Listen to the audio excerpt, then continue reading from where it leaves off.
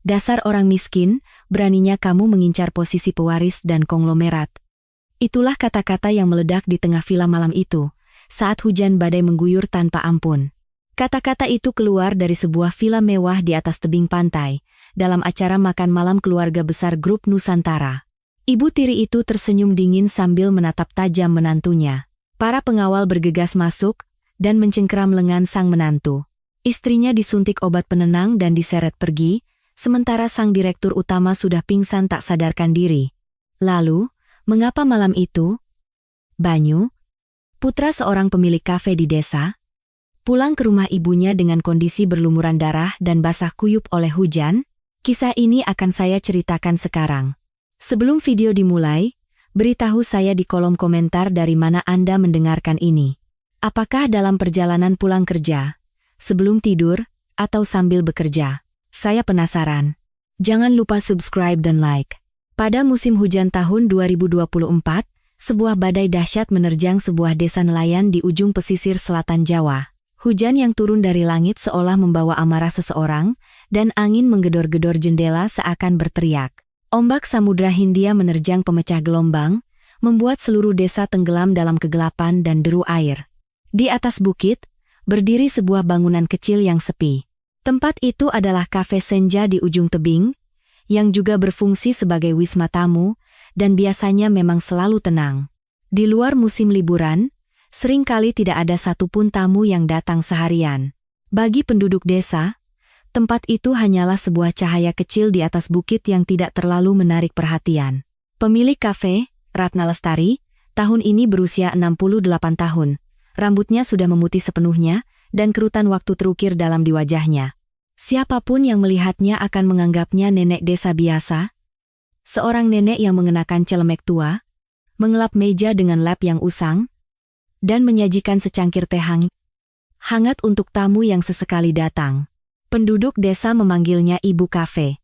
Seseorang yang pindah ke desa ini sekitar 10 tahun yang lalu dan membuka kafe. Dia pendiam dan tidak pernah mengeluh meskipun kafenya sepi. Seorang wanita tua yang dengan tabah menjaga tempatnya. Itulah yang penduduk desa ketahui tentang Ratna. Waktu sudah menunjukkan pukul 11 malam. Ratna baru saja selesai mencuci piring terakhir dan hendak menutup kafenya. Suara hujan yang begitu deras membuatnya melirik keluar jendela. Tetesan air hujan mengalir di kaca, memburamkan pemandangan. Cahaya lampu jalan yang bergoyang ditiup angin tampak berkelip di antara tirai hujan. Saat itulah, gedor, gedor, gedor, gedor. Awalnya, Ratna mengira itu hanya suara angin. Saat badai, papan nama kafenya memang sering terayun-ayun dan membentur dinding.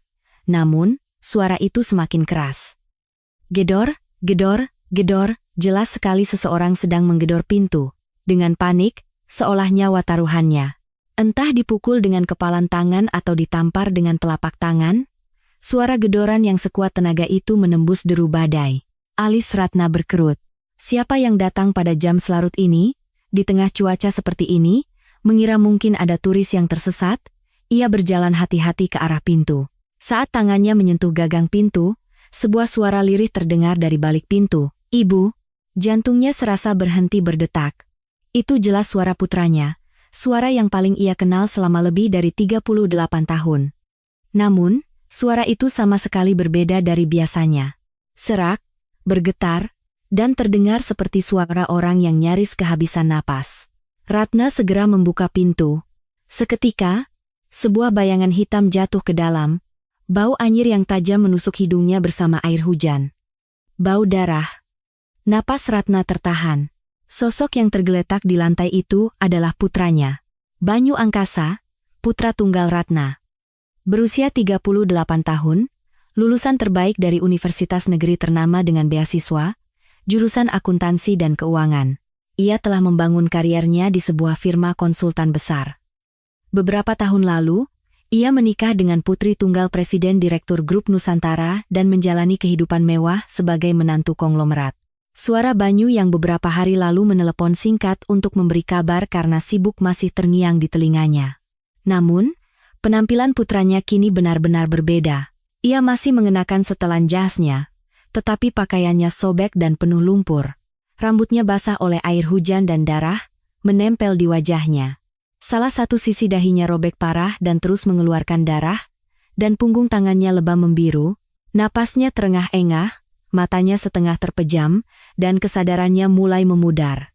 Banyu. Saat Ratna hendak mendekat, bibir Banyu bergetar, dan dengan susah payah ia berhasil mengeluarkan suara. Ibu, bapak mertua dan Kirana dalam bahaya. Hanya itu yang bisa ia ucapkan sebelum kepalanya terkulai ke samping. Matanya tertutup, dan tubuhnya lemas. Ia pingsan. Tangan Ratna gemetar hebat. Namun, ia segera menenangkan diri. Ini bukan saatnya untuk menangis. Ratna dengan cepat memeriksa luka putranya. Darah terus mengalir dari luka sobek di dahinya. Di masa mudanya, Ratna pernah bekerja sebagai perawat di sebuah rumah sakit di Timur Tengah. Pengalaman itu membuat tangannya bergerak secara refleks. Ia mengambil handuk bersih dan menekan kuat-kuat area luka. Menghentikan pendarahan adalah prioritas utama. Saat menatap wajah putranya, sorot mata Ratna berubah. Wajah nenek desa yang polos dan baik hati itu lenyap tak berbekas. Yang ada di sana adalah orang yang sama sekali berbeda. Matanya berkilat dalam kegelapan, tajam seperti predator yang mengincar mangsanya. Bapak mertua dan Kirana dalam bahaya. Kata-kata terakhir putranya terus berputar di benaknya. Bapak mertua adalah Wijoyo Suryawijaya, Presiden Direktur Grup Nusantara. Kirana adalah istri Banyu, menantunya. Keduanya dalam bahaya? Apa yang sebenarnya terjadi? Setelah memastikan pendarahan di dahi Banyu mulai terkendali, Ratna dengan hati-hati memindahkan putranya ke kamar tidur utama. Ia menyelimutinya dan menatap wajahnya sejenak. Pucat dan tirus, luka di dahi, setelan jas yang basah oleh darah. Putranya yang ia kira hidup bahagia sebagai menantu konglomerat, mengapa bisa berakhir seperti ini? Ratna diam-diam keluar dari kamar dan masuk ke sebuah ruangan kecil di bagian dalam kafe. Ruangan yang jarang sekali ia buka. Di salah satu sudut ruangan, ada sebuah lemari laci tua. Ratna mengeluarkan sesuatu dari bagian paling bawah lemari itu, bukan ponsel biasa. Dengan gerakan yang sangat terlatih, Ratna menekan beberapa tombol. Nomor internasional. Bahkan sebelum nada sambung berbunyi sekali, panggilannya sudah dijawab. Ini saya. Hanya 2 kata itu, tetapi sudah cukup. Di seberang telepon, terdengar seseorang menahan napas. Suara Ratna rendah dan tenang, tetapi mengandung sesuatu yang dingin dan berat. Itu bukan suara lembut yang biasa ia gunakan untuk menyajikan teh kepada pelanggan. Itu seperti suara orang lain. Seluruh dana perusahaan afiliasi Grup Nusantara di luar negeri, buka semuanya malam ini juga. Hening sejenak. Terdengar suara goresan pena di seberang telepon. Segera perintahkan semua orang untuk datang ke Indonesia. Telepon ditutup, Ratna menatap keluar jendela. Badai masih mengamuk, hujan deras turun dari langit yang kelam, dan angin mengguncang pepohonan dengan ganas. Terdengar lolongan ombak dari laut yang jauh. Kehangatan di mata Ratna telah sirna. Yang berdiri di sana bukanlah nenek pemilik kafe desa. Ia adalah orang yang sama sekali berbeda. Grup Nusantara. Nama itu bergema di kepalanya. Konglomerat raksasa tempat putranya menjadi menantu. Sebuah kerajaan bisnis yang merambah dari retail dan logistik hingga konstruksi dan keuangan. Apa yang terjadi di keluarga itu? Mengapa putranya kembali dengan berlumuran darah? Dan apa arti kata-kata bahwa ayah mertua dan istrinya dalam bahaya? Ratna kembali ke kamar tempat putranya terbaring. Banyu masih tak sadarkan diri, hanya suara napasnya yang berat yang mengisi ruangan. Ratna meletakkan tangannya di dahi Banyu, masih terasa dingin. Setelan jas yang basah oleh darah, luka robek, dan ekspresi ketakutan di wajahnya sebelum pingsan terbayang di depan matanya. Tangan Ratna gemetar. Entah karena marah, sedih, atau campuran dari semua emosi itu. Siapa yang melakukan ini? Suara Ratna nyaris seperti bisikan. Namun, di dalamnya terkandung beban yang tak terlukiskan. Badai terus berlangsung sepanjang malam. Cahaya kecil dari kafe di pesisir desa itu menjadi satu-satunya yang bersinar dalam kegelapan. Tidak ada yang tahu apa yang sedang terjadi di dalamnya. Namun, satu hal yang pasti, beberapa tahun sebelumnya, di Jakarta, saat itu, hidup Banyu masih biasa saja, atau lebih tepatnya, penuh perjuangan. Ia lahir di sebuah desa nelayan kecil di pesisir selatan Jawa, dibesarkan oleh ibunya seorang diri tanpa ayah. Ia masuk universitas negeri ternama dengan beasiswa penuh, mengambil jurusan akuntansi dan keuangan, dan tidak pernah sekalipun kehilangan beasiswanya hingga lulus. Tidak ada yang menyuruhnya. Ia bangun pukul 5 pagi untuk pergi ke perpustakaan, dan baru kembali ke kosnya lewat tengah malam. Akhir pekan pun ia tidak beristirahat. Saat teman-temannya mengajaknya minum-minum, Banyu selalu menggeleng. "Maaf, aku tidak punya waktu." Begitulah ia menghabiskan 4 tahun.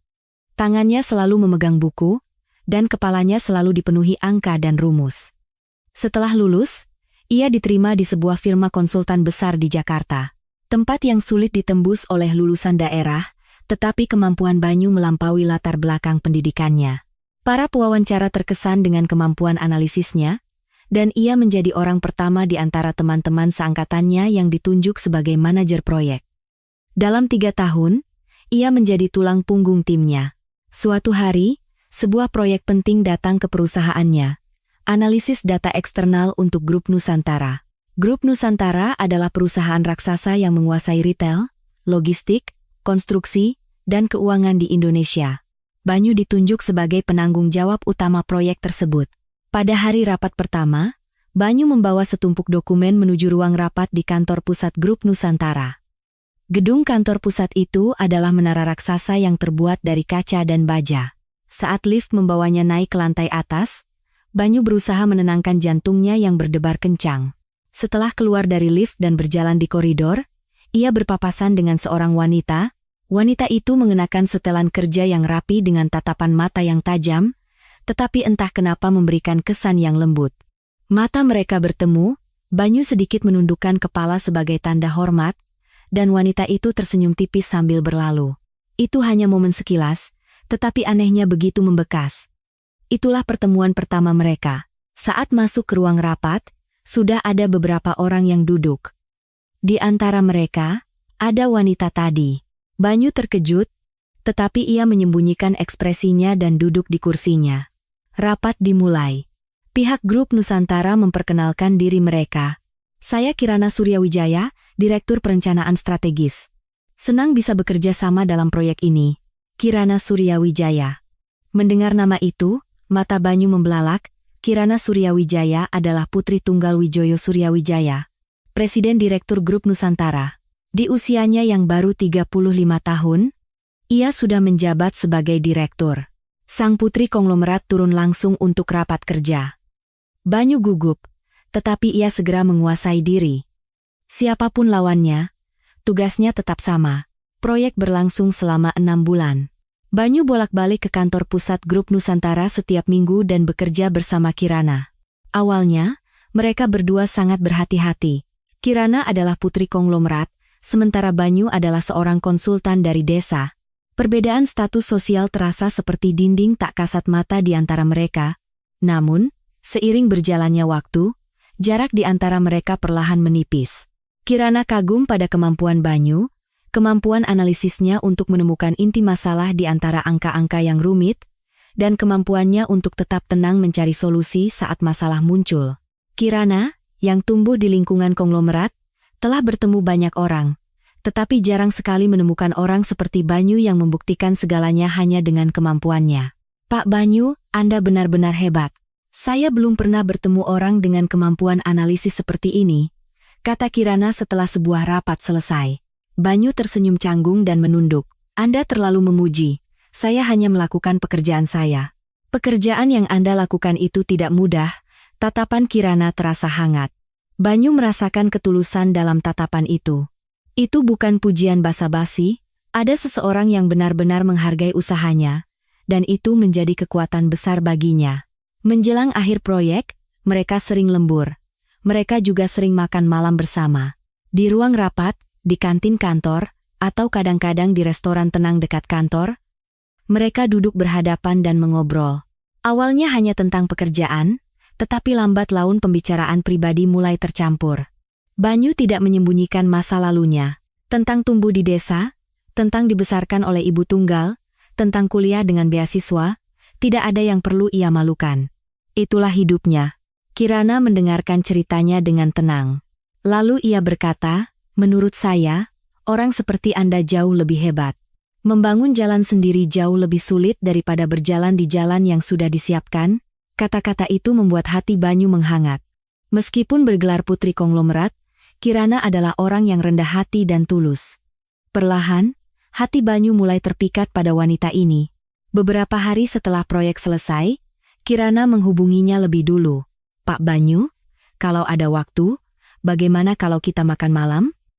Untuk merayakan selesainya proyek, Banyu ragu sejenak, tetapi ia langsung menyetujuinya. Pada malam itu, Kirana yang pertama kali menyatakan perasaannya. "Sebenarnya, saya tertarik pada Anda. Sejak pertama kali kita berpapasan di koridor." Banyu terkejut. Putri seorang konglomerat tertarik pada orang sepertinya? Namun, tatapan Kirana sangat serius. "Itu bukan main-main atau rasa penasaran sesaat. Latar belakang atau status sosial tidak penting bagi saya. Saya suka Mas Banyu sebagai pribadi." Mendengar itu, sesuatu dalam hati Banyu runtuh. Dinding yang selama ini ia bangun, anggapan bahwa ia hidup di dunia yang berbeda dengan orang-orang dari keluarga konglomerat, runtuh seketika.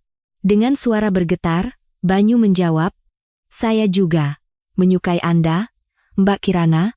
Begitulah hubungan mereka dimulai. Mereka berpacaran selama setahun. Di tengah kesibukan, mereka selalu menyempatkan waktu untuk bertemu. Kencan mereka sederhana. Mereka lebih suka kafe yang tenang daripada restoran mahal, dan lebih memilih menyetir ke puncak daripada berlibur ke luar negeri. Kirana, tidak seperti putri konglomerat pada umumnya, hidup sederhana, dan Banyu semakin menyukainya karena itu. Pembicaraan tentang pernikahan muncul secara alami. Masalahnya adalah keluarga. Banyu khawatir. Ibunya hanya seorang pemilik kafe di desa, keluarganya tidak punya harta apa-apa. Akankah Presiden Direktur Grup Nusantara merestui menantu seperti ini? Namun, Kirana sangat tegas. Ayah adalah orang yang bisa melihat karakter seseorang. Jangan khawatir, seperti yang Kirana katakan, Presiden Direktur Wijoyo Suryawijaya, setelah bertemu langsung dengan Banyu, mengangguk setuju. Mata orang tua berusia 70-an itu telah melihat banyak orang. "Saya butuh orang sepertimu. Orang yang sukses karena kemampuan, bukan karena uang. Itulah talenta sejati." Restu dari sang direktur utama telah didapat. Pernikahan pun diputuskan, dan Banyu secara alami dilibatkan dalam proyek-proyek inti perusahaan. Namanya mulai disebut-sebut dalam struktur suksesi. Namun, tidak semua orang ikut berbahagia. Siska Wulandari, istri kedua Wijoyo, dan putranya, Dimas Suryawijaya, tersenyum di luar, tetapi di dalam hati mereka merasa cemas. Bagi Siska, ibu tiri Kirana, Banyu adalah duri dalam daging. Siska memiliki putra kandung, Dimas. Dimas yang manja sudah duduk di posisi direktur di salah satu anak perusahaan, tetapi posisi itu ia dapatkan bukan karena kemampuannya, melainkan karena kekuatan ibunya. Semua orang di dalam dan di luar perusahaan tahu bahwa Dimas belum siap. Menantu dari kalangan rakyat biasa berhasil merebut hati sang direktur utama. Itu berarti posisi mereka terancam. Siska memanggil Dimas dan berbisik, "Kalau dia masuk, posisi kita akan semakin sempit. Kita harus berhati-hati." Dimas menggertakkan giginya. Namun, ini bukan saatnya untuk menunjukkan permusuhan. Di depan Banyu, ia harus tersenyum dan memanggilnya kakak ipar. Pernikahan mereka berlangsung megah.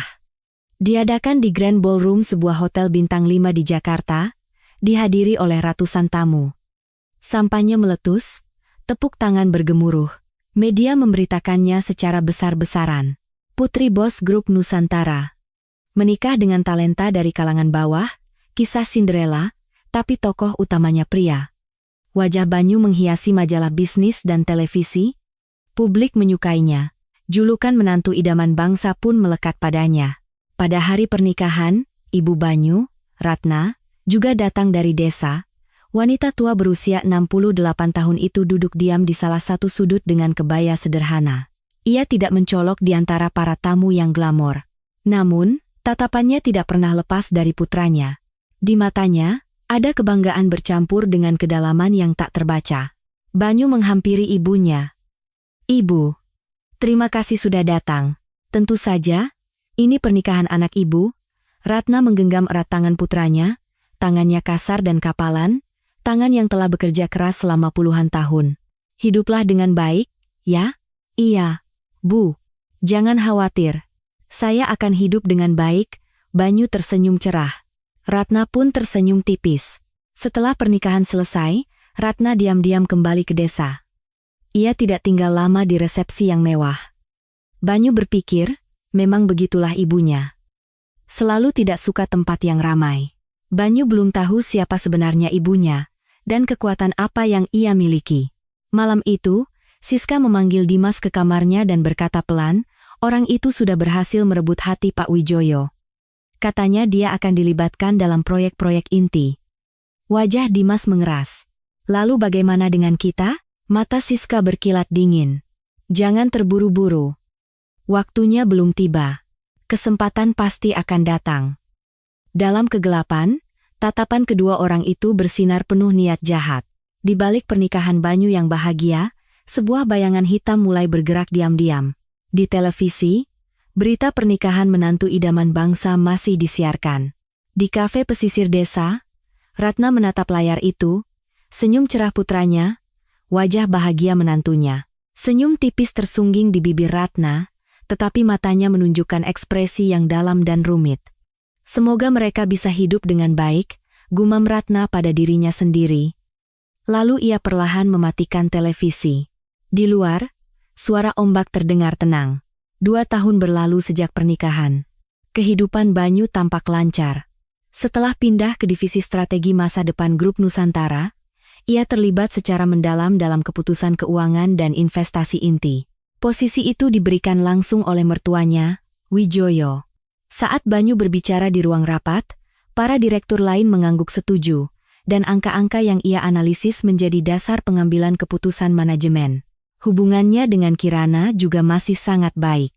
Di tengah jadwal yang padat, mereka berusaha untuk selalu makan malam bersama, dan pada akhir pekan, mereka sering berkendara keluar kota. Di dalam rahim Kirana, kehidupan baru sedang tumbuh. Saat mendengar kabar kehamilan itu, Banyu terdiam untuk waktu yang lama, kebahagiaan dan ketakutan datang bersamaan. Menjadi seorang ayah, beban itu terasa berat di pundaknya, tetapi pada saat yang sama, hatinya terasa hangat. Namun, kebahagiaan itu tidak berlangsung lama. Suatu sore, Banyu menerima telepon mendadak saat sedang rapat. Dari Kirana. Suaranya bergetar, tidak seperti biasanya. Sayang, ayah pingsan. Sekarang di rumah sakit. Cepat ke sini. Jantung Banyu serasa copot. Ia meninggalkan rapat dan bergegas ke rumah sakit. Di depan unit gawat darurat, Kirana sudah berdiri menunggu. Matanya merah dan bengkak, katanya stroke. Beliau tiba-tiba pingsan saat rapat. Suara Kirana bergetar. Banyu menggenggam erat tangan istrinya. Dingin dan lembab. Pasti akan baik-baik saja. Ayah mertua kan orang yang kuat. Banyu berkata begitu, tetapi ia sendiri tidak yakin. Untungnya, nyawa Wijoyo selamat.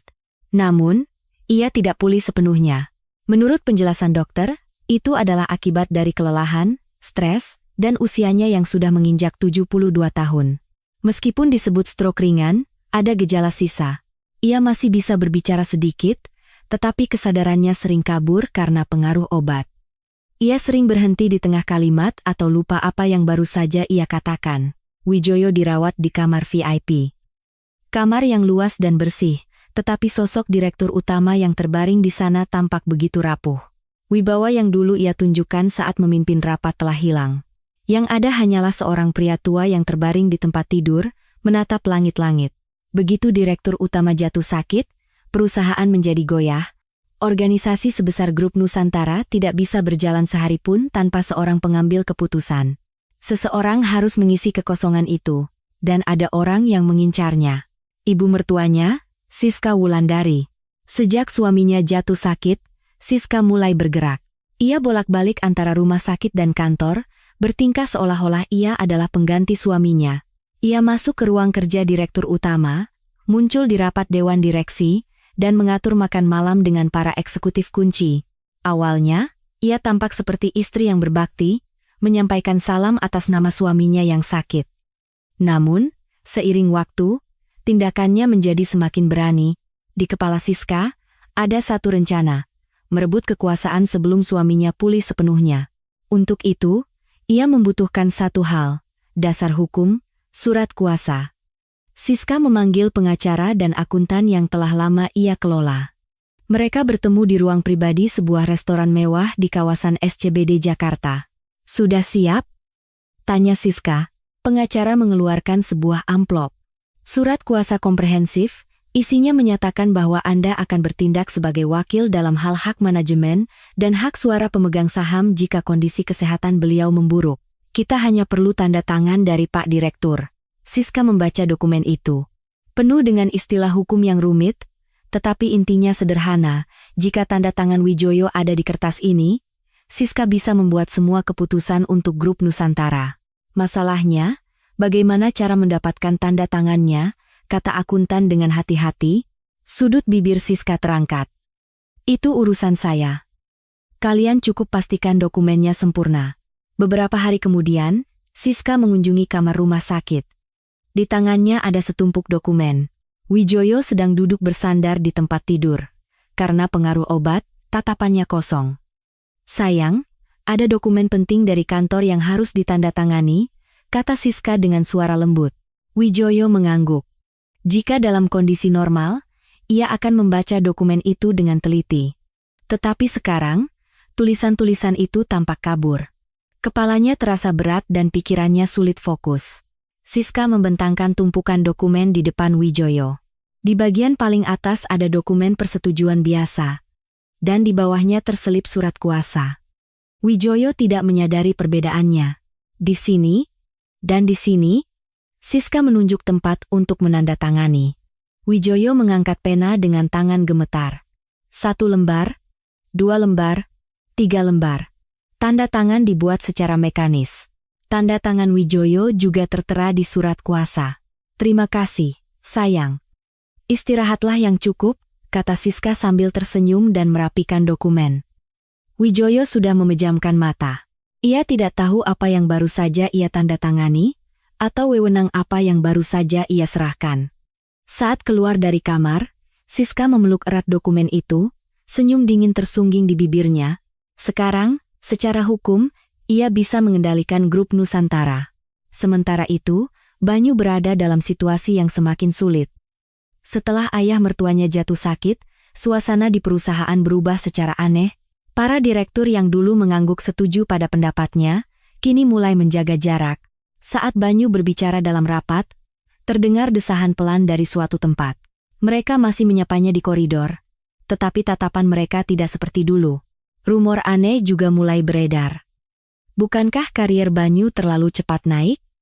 Mentang-mentang menantu, ambisinya keterlaluan. Jangan-jangan dia memanfaatkan sakitnya Pak Direktur untuk menempatkan orang-orangnya. Itu semua tidak berdasar. Banyu hanya fokus pada pekerjaannya dan tidak pernah melakukan manuver politik. Namun, rumor menyebar tanpa peduli kebenaran. Sepertinya ada yang sengaja menyebarkannya, tetapi Banyu tidak tahu siapa sumbernya. Sumber rumor itu adalah Siska dan Dimas. Ibu dan anak itu bergerak dengan cermat. Dimas menempatkan orang-orangnya di tim akuntansi dan melalui mereka, ia mulai memanipulasi data internal. Jejak dana gelap, petunjuk rekayasa keuangan. Awalnya, itu adalah perbuatan Siska dan Dimas, tetapi di atas kertas, dibuat seolah-olah Banyu yang terlibat. Proyek-proyek yang diperiksa oleh kakak iparmu di divisi strategi masa depan, kita akan sentuh satu persatu, kata Dimas kepada orang kepercayaannya. Nanti kalau ada masalah, semuanya akan menjadi tanggung jawabnya. Orang kepercayaannya mengangguk. Mata Dimas berkilat dingin. Pada saat yang sama, Siska menjangkau media. Ia mentraktir makan para wartawan yang sudah lama ia kenal dan berbisik, katanya menantu grup Nusantara sekarang agak bermasalah. Memanfaatkan sakitnya Pak Direktur untuk memperkuat posisinya. Tapi ini belum terkonfirmasi loh. Para wartawan tertarik. Konflik internal keluarga konglomerat selalu menjadi berita bagus. Meskipun belum ada berita yang keluar, di kalangan industri, pandangan negatif terhadap Banyu mulai terbentuk. Banyu tidak menyadari semua ini. Ia sibuk bolak-balik antara menjenguk ayah mertuanya dan bekerja, serta merawat istrinya yang sedang hamil. Ia tidak menyadari ada jerat yang sedang mengincarnya, bahwa seseorang sedang merencanakan jebakan untuknya. Suatu malam, ibu mertuanya mengundang Banyu dan Kirana. Tempatnya adalah sebuah restoran Sunda mewah di dekat kantor pusat grup Nusantara. Dimas juga ada di sana. Kalian semua sudah bekerja keras akhir-akhir ini. Dengan masalah ayah dan juga pekerjaan di kantor, kata Siska dengan senyum lembut. Jadi, bagaimana kalau kita sebagai keluarga berlibur sejenak untuk menyegarkan pikiran? Maksud ibu? Tanya Kirana. Siska meletakkan sumpitnya dan menjawab, kita punya villa di pesisir selatan, kan? Yang di atas tebing itu. Kita adakan pertemuan keluarga di sana akhir pekan ini. Ayah juga kita ajak. Menghirup udara laut pasti baik untuk pemulihannya. Banyu ragu. Suasana di kantor sedang tidak baik, dan kondisi ayah mertuanya juga mengkhawatirkan. Namun, ia tidak punya alasan untuk menolak tawaran Siska. Ini adalah pertemuan keluarga, ia tidak bisa menolaknya. Ide bagus, Bu. Kami akan datang. Kirana menjawab lebih dulu. Banyu pun mengangguk. Ya, baiklah. Kami akan ikut. Mata Siska berbinar sejenak, tetapi dengan cepat ditutupi oleh senyum tenangnya. Baiklah. Sampai jumpa akhir pekan ini. Setelah makan malam selesai, Banyu dan Kirana pergi lebih dulu. Setelah mereka pergi, hanya tersisa Siska dan Dimas. Siska mengangkat cangkir tehnya dan berkata dengan suara rendah, kita akan selesaikan semuanya di villa itu. Dimas mengangguk. Semua sudah siap, Bu. Dokter dan pengacara juga sudah siaga. Senyum dingin terukir di bibir Siska. Setelah akhir pekan ini, mereka tidak akan lagi menghalangi jalan kita. Di luar, hujan mulai turun. Tetesan air hujan yang tipis dan dingin mengalir di jendela kaca, seperti pertanda badai yang akan datang. Banyu belum tahu bahwa villa itu adalah sebuah jebakan. Bahwa sebuah operasi untuk menyingkirkannya, istrinya, dan ayah mertuanya akan segera dimulai. Di balik pertemuan keluarga yang tampak damai, sebuah rencana kelam tersembunyi. Badai sedang mendekat. Pada akhir pekan itu, ramalan cuaca untuk pesisir selatan Jawa memperkirakan hujan badai.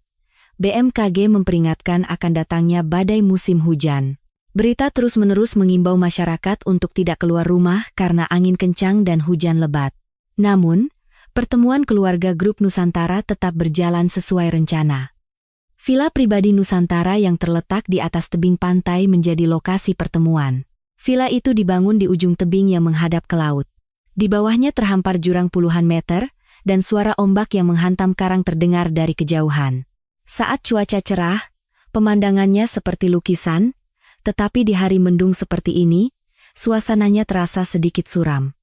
Banyu dan istrinya, Kirana, turun dari mobil, langit dipenuhi awan kelabu, dan angin bertiup dingin.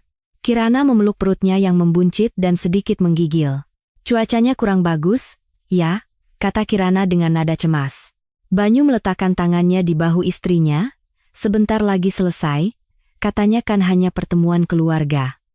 Banyu juga merasa cemas, tetapi ia tidak menunjukkannya. Meskipun suasana di kantor sedang tidak baik, hari ini adalah pertemuan keluarga. Tidak mungkin terjadi apa-apa, kan? Saat masuk ke dalam villa, ibu mertuanya, Siska, dan adik iparnya, Dimas, sudah ada di sana. Ruang tamu diterangi lampu hangat, dan di atas meja sudah tersaji makanan dan minuman. Dari luar, tampak seperti pertemuan keluarga yang damai. Selamat datang. Perjalanannya pasti melelahkan. Ya? Siska menyambut dengan senyum lembut. Namun, di kedalaman matanya, ada kilatan dingin. Banyu tidak menyadarinya. Tak lama kemudian, Wijoyo tiba. Ia duduk di kursi roda. Setelah terkena stroke, ayah mertuanya belum pulih sepenuhnya dan masih bergantung pada obat-obatan. Wajahnya pucat dan tatapannya kosong. Seorang perawat mendorong kursi rodanya masuk, dan Wijoyo dengan susah payah mengangkat tangan untuk menyapa. Kalian semua sudah datang. Suaranya juga tidak seperti dulu. Lemah dan pelan. Kirana mendekati ayahnya dan memegang tangannya. Ayah, pasti lelah ya datang ke sini? Tidak apa-apa. Ini kan pertemuan keluarga, ayah tidak boleh absen. Wijoyo tersenyum dengan susah payah. Banyu merasa sedih melihatnya. Sosok gagah yang dulu memimpin rapat kini telah tiada. Makan malam dimulai. Di atas meja tersaji hidangan yang disiapkan dengan mewah, beserta anggur dan minuman lainnya. Siska sendiri yang menuangkan minuman. Hari ini, mari kita bersantai sebagai keluarga. Kalian semua sudah bekerja keras. Suara Siska terdengar ramah. Namun, Banyu merasa ada yang aneh, sesuatu terasa canggung. Apakah Siska biasanya seramah ini? Tatapan Dimas juga terasa aneh. Ia sepertinya terus melirik Banyu. Seiring berjalannya makan malam, suasana menjadi semakin berat. Atau mungkin hanya Banyu yang merasakannya. Kepalanya mulai terasa pusing. Ia tidak minum banyak, tetapi anehnya pikirannya menjadi kabur. Saat itu, Wijoyo tiba-tiba menjatuhkan sendoknya. Wajahnya pucat pasi. "Ayah!" Kirana berteriak kaget. Wijoyo tidak menjawab. Matanya menjadi kosong, dan ia langsung jatuh dari kursinya. "Ayah!" Kirana menjerit. Banyu pun bangkit, tetapi tubuhnya tidak bisa digerakkan sesukanya. Kakinya lemas dan pandangannya kabur. Siska dengan tenang menelepon seseorang. "Tim medis, silakan naik." Kondisi Pak Direktur memburuk. Dalam beberapa menit, tim medis muncul. Terlalu cepat. Seolah-olah mereka sudah bersiaga. Mereka memindahkan Wijoyo ke tandu dan berkata, penyakit bawaannya memburuk. Harus segera dipindahkan. Kemana? Saya ikut. Kirana mencoba mengikuti, tetapi Siska menahan lengannya. Kamu di sini saja. Kamu sedang hamil, tidak boleh kelelahan. Biar aku yang menemani ayah. Tapi, Bu. Suara Kirana melemah. Ia juga merasakan ada yang tidak beres. Tetapi tubuhnya lemas. Ada sesuatu yang dicampurkan ke dalam makanan. Wijoyo dibawa pergi ke sebuah rumah sakit rahasia yang telah disiapkan Siska. Di sana, Wijoyo akan ditahan dalam pengaruh obat-obatan. Terputus dari dunia luar tanpa ada yang tahu. Pada saat itu, 2 orang pengawal mendekati Banyu. "Pak Banyu, mari istirahat sebentar. Anda terlihat tidak sehat." Banyu menggeleng. "Saya tidak apa-apa. Saya khawatir dengan ayah mertua." Para pengawal tidak menjawab. Mereka justru memegang kedua lengan Banyu, terlihat seperti memapah, tetapi cengkeraman mereka sangat kuat. "Apa-apaan ini?" Banyu berteriak dan mencoba melawan, tetapi Siska mendekat dan menamparnya. "Dasar orang miskin, beraninya kamu mengincar posisi pewaris dan konglomerat." Siska mulai menunjukkan sifat aslinya. Para pengawal menyeretnya tanpa berkata apa-apa, menuju garasi bawah tanah. Di sana, sebuah mobil sedan hitam sudah menunggu. Salah satu pengawal membuka pintu mobil. "Masuk, kita jalan-jalan sebentar." Lampu peringatan menyala di kepala Banyu. Ini jebakan. Mengajaknya berkendara di jalanan pegunungan di tengah hujan badai. Mereka ingin membuatnya seolah-olah kecelakaan. "Saya tidak mau masuk." Banyu bertahan. Seorang pengawal mengeluarkan sesuatu dari pinggangnya. Alat kejut listrik. "Kalau Anda masuk dengan tenang, Anda tidak akan kesakitan." Banyu mengerahkan seluruh tenaganya. Tubuhnya terasa berat karena pengaruh obat, tetapi ia tidak bisa menyerah begitu saja. Istrinya ada di atas. Anaknya yang belum lahir juga. Ia harus hidup. Banyu tiba-tiba memutar tubuhnya dan memukul lengan pengawal itu. Alat kejut listrik jatuh ke lantai. Pengawal lain menyerang, tetapi Banyu menunduk untuk menghindar dan melayangkan tinju. Ini adalah perkelahian pertamanya, tetapi naluri untuk bertahan hidup menggerakkan tubuhnya. Perkelahian pun terjadi. Ia berteriak dan melawan, tetapi tiba-tiba sesuatu yang keras menghantam kepalanya dari belakang. Ada pengawal ketiga. Pandangan Banyu berkilat, sesuatu yang panas mengalir dari dahinya. Darah. Meskipun terhuyung-huyung, Banyu berlari. Ia keluar dari garasi bawah tanah dan menaiki tangga. Terdengar teriakan dari belakang, tetapi ia tidak berhenti. Ia mendobrak pintu belakang villa dan lari keluar. Hujan badai mengguyur, tetesan air hujan menghantam wajahnya. Angin kencang membuatnya terhuyung-huyung, tetapi Banyu tidak berhenti. Ia berlari menuruni jalan setapak di samping tebing. Terpeleset, dan jatuh berkali-kali, tetapi ia terus berlari. Di kepalanya hanya ada satu pikiran, harus hidup dan kembali. Entah berapa lama ia berlari, akhirnya ia melihat jalan besar. Ada sebuah halte bus di pinggir jalan. Banyu berjalan terhuyung-huyung ke sana. Seluruh tubuhnya basah oleh air hujan dan darah. Setelan jasnya sobek dan kotor. Tepat pada saat itu, sebuah bus melintas. Banyu mati-matian melambaikan tangannya. Bus berhenti. Sopir bus menatap Banyu dengan kaget. "Mas? Tidak apa-apa?" Banyu bahkan tidak punya tenaga untuk menjawab. Ia hanya naik ke dalam bus. Ia merogoh sakunya dan mengeluarkan dompet. Untungnya masih ada. Ia membayar dan duduk di kursi paling belakang. Bus pun berangkat. Pemandangan hujan badai berlalu di luar jendela. Dengan tangan gemetar, Banyu mengeluarkan ponselnya. Layarnya retak, tetapi masih berfungsi. Kemana harus pergi? Polisi? Tapi tidak ada bukti. Ia juga tidak tahu sejauh mana pengaruh Siska. Melapor justru bisa membuatnya tertangkap. Sebuah tempat terlintas di benaknya. Ibunya. Desa nelayan di pesisir selatan Jawa. Di sana pasti aman. Tempat yang tidak diketahui siapapun, tempat untuk bersembunyi. Banyu bertanya kepada sopir bus, "Pak, bus ini sampai mana?" "Sampai desa nelayan di ujung pesisir selatan, Mas." "Syukurlah." Banyu memejamkan mata. Kepalanya pusing dan seluruh tubuhnya sakit. Tapi ia masih hidup. Sementara itu, di villa, Kirana terbaring tak berdaya. Ia telah disuntik obat penenang. Tim medis yang disiapkan Siska mengangkat Kirana ke atas tandu, pindahkan dia ke klinik perawatan prenatal. Dokumennya sudah siap semua. Perintah Siska. Kirana dibawa pergi dalam keadaan tidak sadar. Di atas kertas, ia masuk secara sukarela. Tetapi kenyataannya, itu adalah penahanan. Dimas mendekati ibunya. Bagaimana dengan kakak ipar? Dia kabur. Tapi tidak akan bertahan lama. Mata Siska berkilat dingin. Cari dia. Dan habisi. Baik, Bu. Dimas mengangguk. Tetapi mereka tidak tahu. Kemana Banyu pergi? Dan siapa yang ada di sana? Dini hari, bus tiba di sebuah desa nelayan kecil. Banyu turun dengan terhuyung-huyung. Hujan masih turun. Dalam kegelapan, ia melihat sebuah bangunan kecil di atas bukit. Kafe senja di ujung tebing. Kafe ibunya, dengan sisa tenaganya, Banyu mendaki bukit. Dan di depan pintu, ia menggedor sekuat tenaga. "Ibu! Ibu!" Pintu terbuka. Ibunya, Ratna, yang berusia 68 tahun, berdiri di sana. Melihat kondisi putranya yang mengenaskan, wajah Ratna mengeras.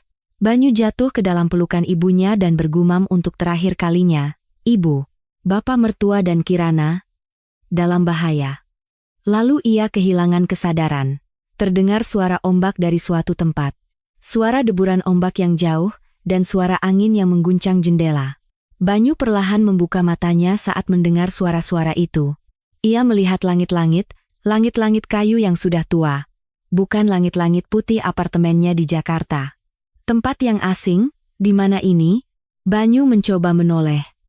Seketika, rasa sakit yang tajam menusuk kepalanya. Ia menyentuh dahinya dan merasakan ada perban. Ia melihat tangannya, penuh dengan luka-luka dan tercium bau antiseptik. Barulah ingatannya kembali. Villa, ayah mertua yang pingsan, para pengawal, garasi bawah tanah, malam saat ia berlari di tengah hujan badai. Dan saat ia pingsan di depan pintu kafe ibunya, sudah sadar? Sebuah suara yang rendah dan tenang terdengar. Saat menoleh, ibunya, Ratna, sedang duduk di sebuah kursi kecil. Wanita tua berusia 68 tahun itu sepertinya tidak tidur semalaman, terlihat lelah, tetapi matanya sangat tajam. "Ibu." Banyu mencoba berbicara dengan susah payah. Ratna mengambil segelas air dan mendekatkannya ke bibir putranya. Banyu meminum beberapa teguk, tenggorokannya yang kering terasa sedikit lebih baik. Biasanya dalam situasi seperti ini, orang akan bertanya, "Kamu tidak apa-apa?" Tapi Ratna berbeda. "Mari kita perjelas situasinya." Suara Ratna tegas. Di wajah ibunya, ada kekhawatiran, tetapi yang lebih kuat adalah ketenangan, seolah-olah ia sudah terbiasa dengan situasi seperti ini. "Apa yang terjadi di villa? Di mana Pak Direktur sekarang? Dan di mana Kirana?" Ratna mengambil buku catatan dan pena dari meja kecil di samping tempat tidur. Banyu merasa aneh melihatnya. Ibunya yang hanya seorang pemilik kafe di desa, mengapa ia bertindak begitu sistematis? Tetapi ini bukan saatnya untuk bertanya. Ia harus menjelaskan terlebih dahulu. Banyu perlahan mencoba mengingat. Berbicara tidaklah mudah. Kepalanya sakit dan pikirannya kabur. Tetapi ia berusaha menceritakannya secara berurutan. Saya pergi ke villa. Ibu mertua bilang itu pertemuan keluarga. Banyu memulai ceritanya. Ratna mencatat sesuatu di buku catatannya sambil mengangguk. Kami makan malam, tapi rasanya aneh. Saya tidak minum banyak, tapi kepala saya pusing. Sepertinya ada sesuatu di dalam makanan. Mata Ratna menyipit. Penanya bergerak cepat di atas kertas. Lalu, ayah mertua tiba-tiba pingsan. Tim medis langsung datang, tapi terlalu cepat. Seolah-olah mereka sudah menunggu.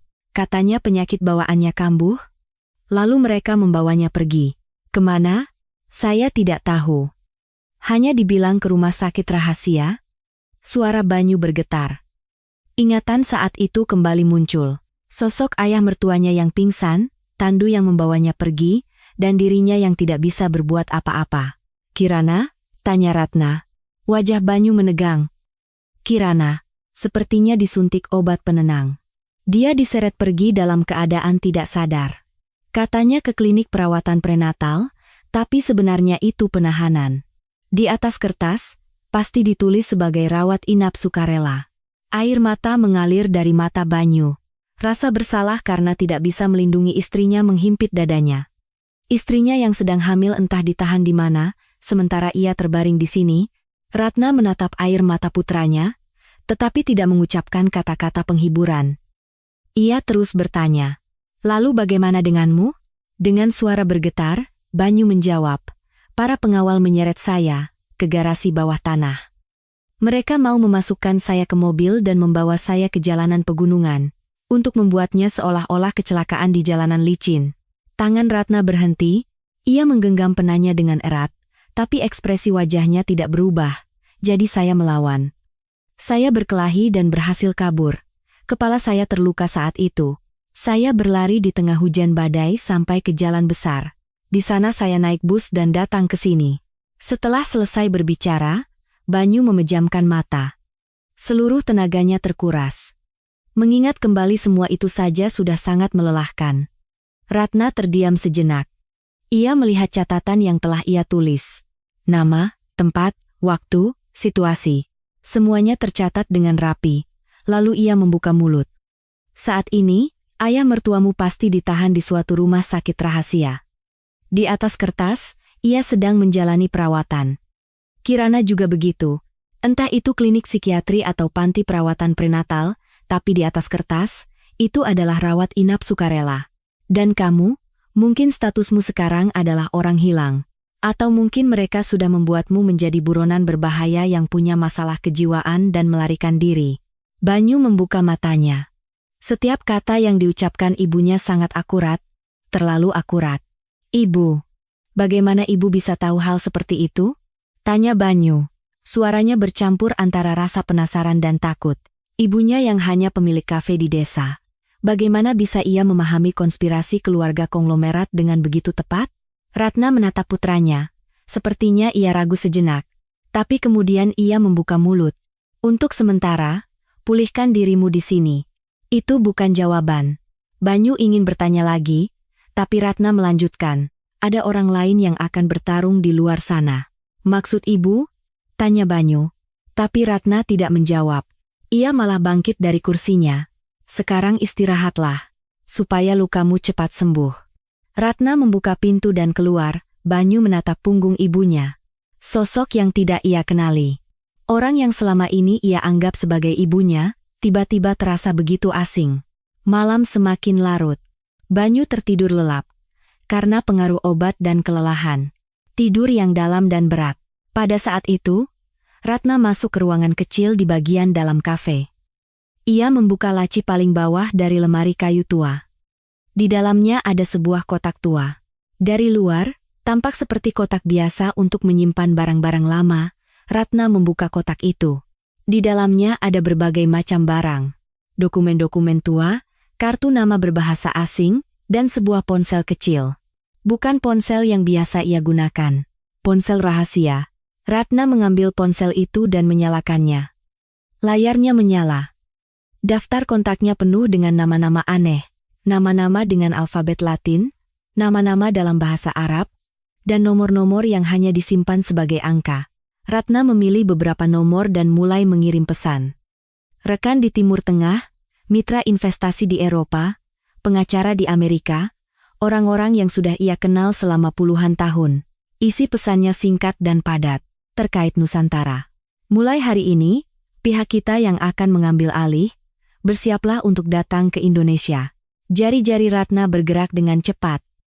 1 pesan, 2, 3.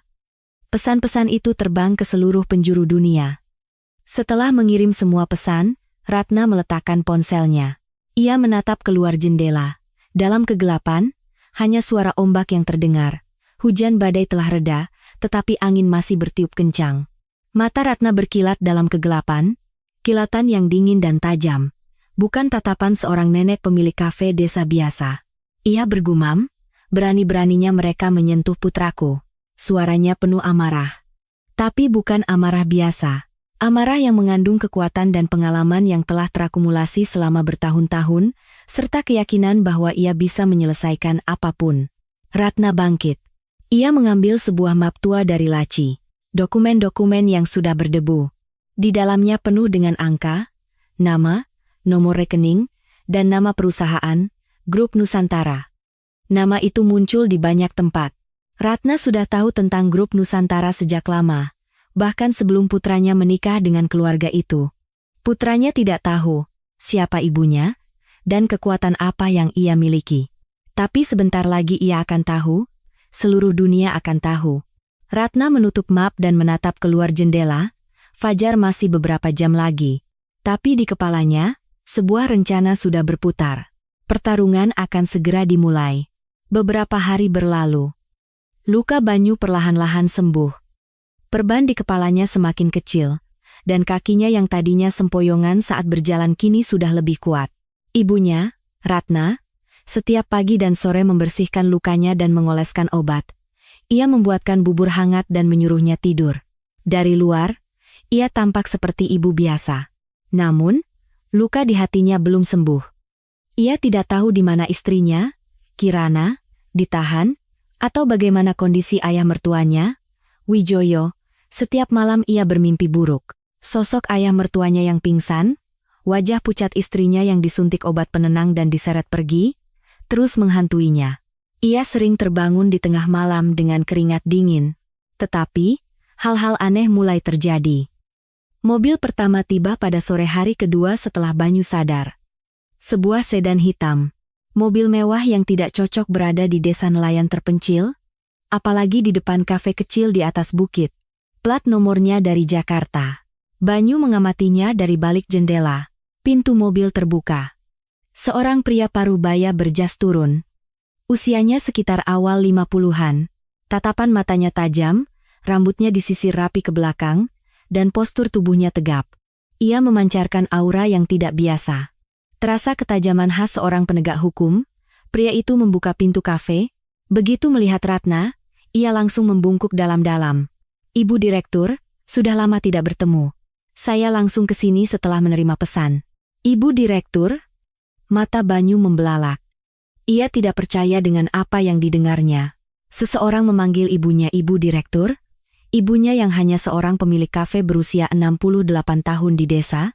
Ratna mengangguk dan menyambut pria itu. Seolah-olah ia sudah menunggunya. Wajahnya tidak menunjukkan keterkejutan sama sekali. Malah, sikapnya terlihat wajar. Terima kasih sudah datang. Mari masuk. Keduanya masuk ke ruangan kecil di dalam kafe. Banyu ingin mengikuti, tetapi Ratna menghentikannya dengan isyarat tangan. Tatapan matanya seolah berkata, belum saatnya. Pintu tertutup, dan Banyu tidak bisa mendengar apa yang mereka bicarakan. Banyu duduk termangu di ruang tamu. Pikirannya kalut. Ibu Direktur? Direktur apa? Apakah ibunya seorang direktur perusahaan? Sejak hari itu, tamu-tamu aneh terus berdatangan.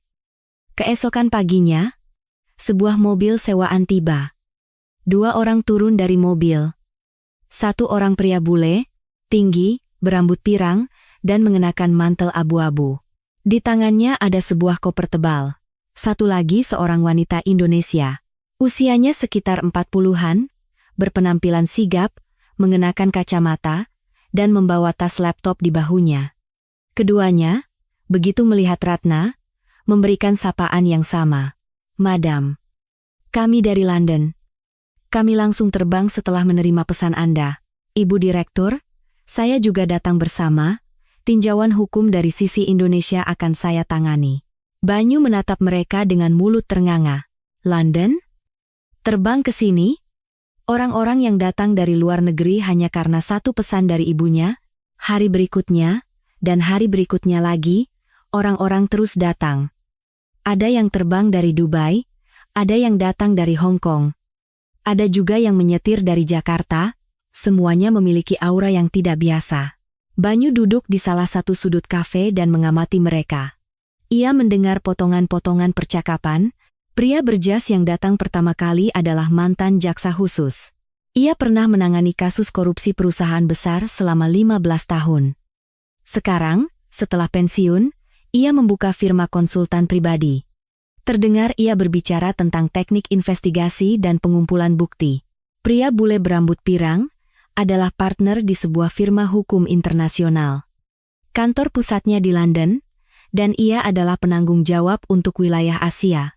Spesialisasinya adalah litigasi internasional, pembekuan aset, dan pelacakan rekening luar negeri. Terlihat ia berbicara di telepon dengan campuran bahasa Inggris dan Indonesia. Wanita Indonesia berkacamata adalah kepala cabang firma hukum tersebut di Indonesia. Perannya adalah memberikan nasihat tentang hukum dan peraturan di Indonesia. Ia terlihat sibuk mengetik sesuatu di laptopnya. Selain mereka, masih banyak lagi yang datang. Ada seorang ahli akuntansi forensik, spesialisasinya adalah melacak aliran dana tersembunyi. Ia menganalisis catatan bank, riwayat transfer, dan struktur perusahaan cangkang. Pria berkacamata tebal itu terlihat sibuk menekan kalkulator. Ada juga seorang manajer investasi dari Timur Tengah. Ia berbicara bahasa Inggris dengan aksen Arab dan terlihat sangat akrab dengan Ratna. Mereka tidak berjabat tangan, melainkan berpelukan. Seperti teman lama. Ia mengaku datang dari Qatar. Seorang ahli analisis intelijen juga datang. Spesialisasinya adalah mengumpulkan dan menganalisis catatan keluar masuk, rekaman CCTV, dan data komunikasi. Pria berpenampilan pendiam dan misterius itu hampir tidak berbicara dan hanya menatap layar laptopnya. Banyu semakin bingung. Ia pernah mendengar ibunya bekerja lama di Timur Tengah. Ia hanya tahu secara samar bahwa ibunya mencari uang di luar negeri saat muda. Ia dengar ibunya bekerja sebagai perawat di rumah sakit di Timur Tengah. Ia pikir ibunya menabung dari pekerjaan itu dan membuka kafe ini. Tapi ia tidak pernah menyangka skalanya sebesar ini. Orang-orang hebat ini memanggil ibunya ibu direktur dan datang dari seluruh dunia. Mantan jaksa, pengacara firma hukum internasional, manajer investasi dari Timur Tengah. Mereka semua datang hanya karena satu pesan dari ibunya. "Ibu, sebenarnya siapa ibu?" Banyu ingin sekali menanyakan itu. Pertanyaan itu sudah sampai di ujung lidahnya. Tapi ia menelannya kembali. Ia tahu ini bukan saatnya. Ia bisa merasakan ibunya sedang mempersiapkan sesuatu, dan itu untuk menyelamatkannya, Kirana, dan ayah mertuanya. Dalam beberapa hari, kafe itu berubah total. Tadinya, ini adalah kafe desa yang damai. Meja-meja kayu di dekat jendela yang menghadap ke laut, dengan aroma kopi yang lembut. Tapi sekarang berbeda. Ruangan belakang kafe telah berubah menjadi ruang operasi sementara.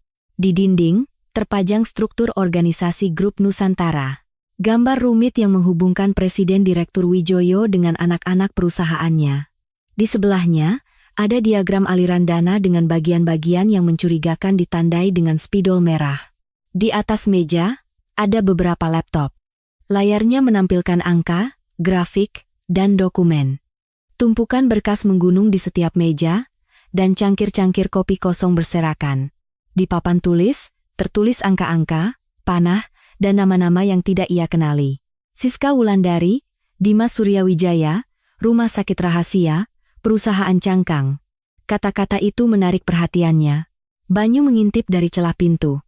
Ratna berdiri di depan orang-orang itu. Ia menunjuk papan tulis dan memberikan instruksi. Suaranya rendah, tetapi jelas dan tegas. Seperti seorang komandan militer. Lacak aliran dana antar anak perusahaan grup Nusantara. 3 bulan terakhir. Semuanya. Terutama transaksi yang melibatkan Dimas. Periksa satu persatu. Jika ada yang aneh, segera laporkan.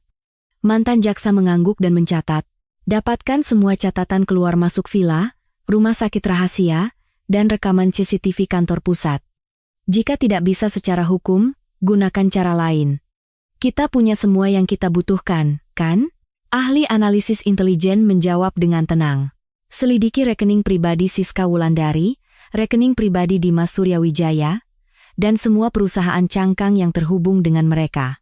Cari tahu dari mana uang itu datang dan kemana perginya.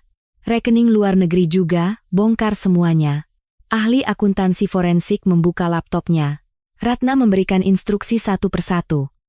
Seolah-olah ia sudah terbiasa melakukan ini selama bertahun-tahun. Instruksinya mengalir tanpa henti. Siapa melakukan apa, kapan laporan harus diserahkan, dan urutan kerjanya, semuanya sistematis. Orang-orang itu mengangguk mendengar kata-kata Ratna, dan mengambil peran masing-masing. Banyu menatap pemandangan itu dengan tidak percaya.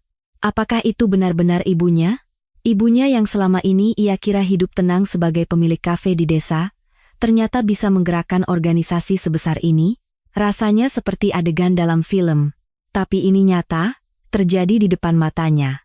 Setelah rapat selesai, Ratna menghampiri Banyu. Ia menatap wajah putranya. Di mata Banyu, ada banyak sekali pertanyaan. Ratna tahu itu. Nanti akan ibu jelaskan semuanya. Sekarang, yang terpenting adalah menyelamatkan istrimu dan ayah mertuamu. Banyu perlahan mengangguk. Ibunya benar. Yang penting sekarang adalah Kirana dan Wijoyo. Malam itu, Banyu duduk di dekat jendela kafe, menatap laut yang gelap. Terdengar suara ombak yang memecah. Di belakangnya, terdengar suara orang-orang yang sibuk, suara ketikan keyboard, suara telepon, suara lembaran kertas yang dibalik. Banyu berpikir, siapakah sebenarnya ibunya? Jika bukan pemilik kafe desa, lalu siapa? Ia tidak tahu. Tapi satu hal yang pasti, ibunya adalah seseorang yang bisa menggerakkan permainan besar. Dan kekuatan itu sekarang digunakan untuk menyelamatkan keluarganya. Kirana, tunggu sebentar lagi, gumam Banyu. Dalam kegelapan, pertarungan telah dimulai. 10 hari berlalu.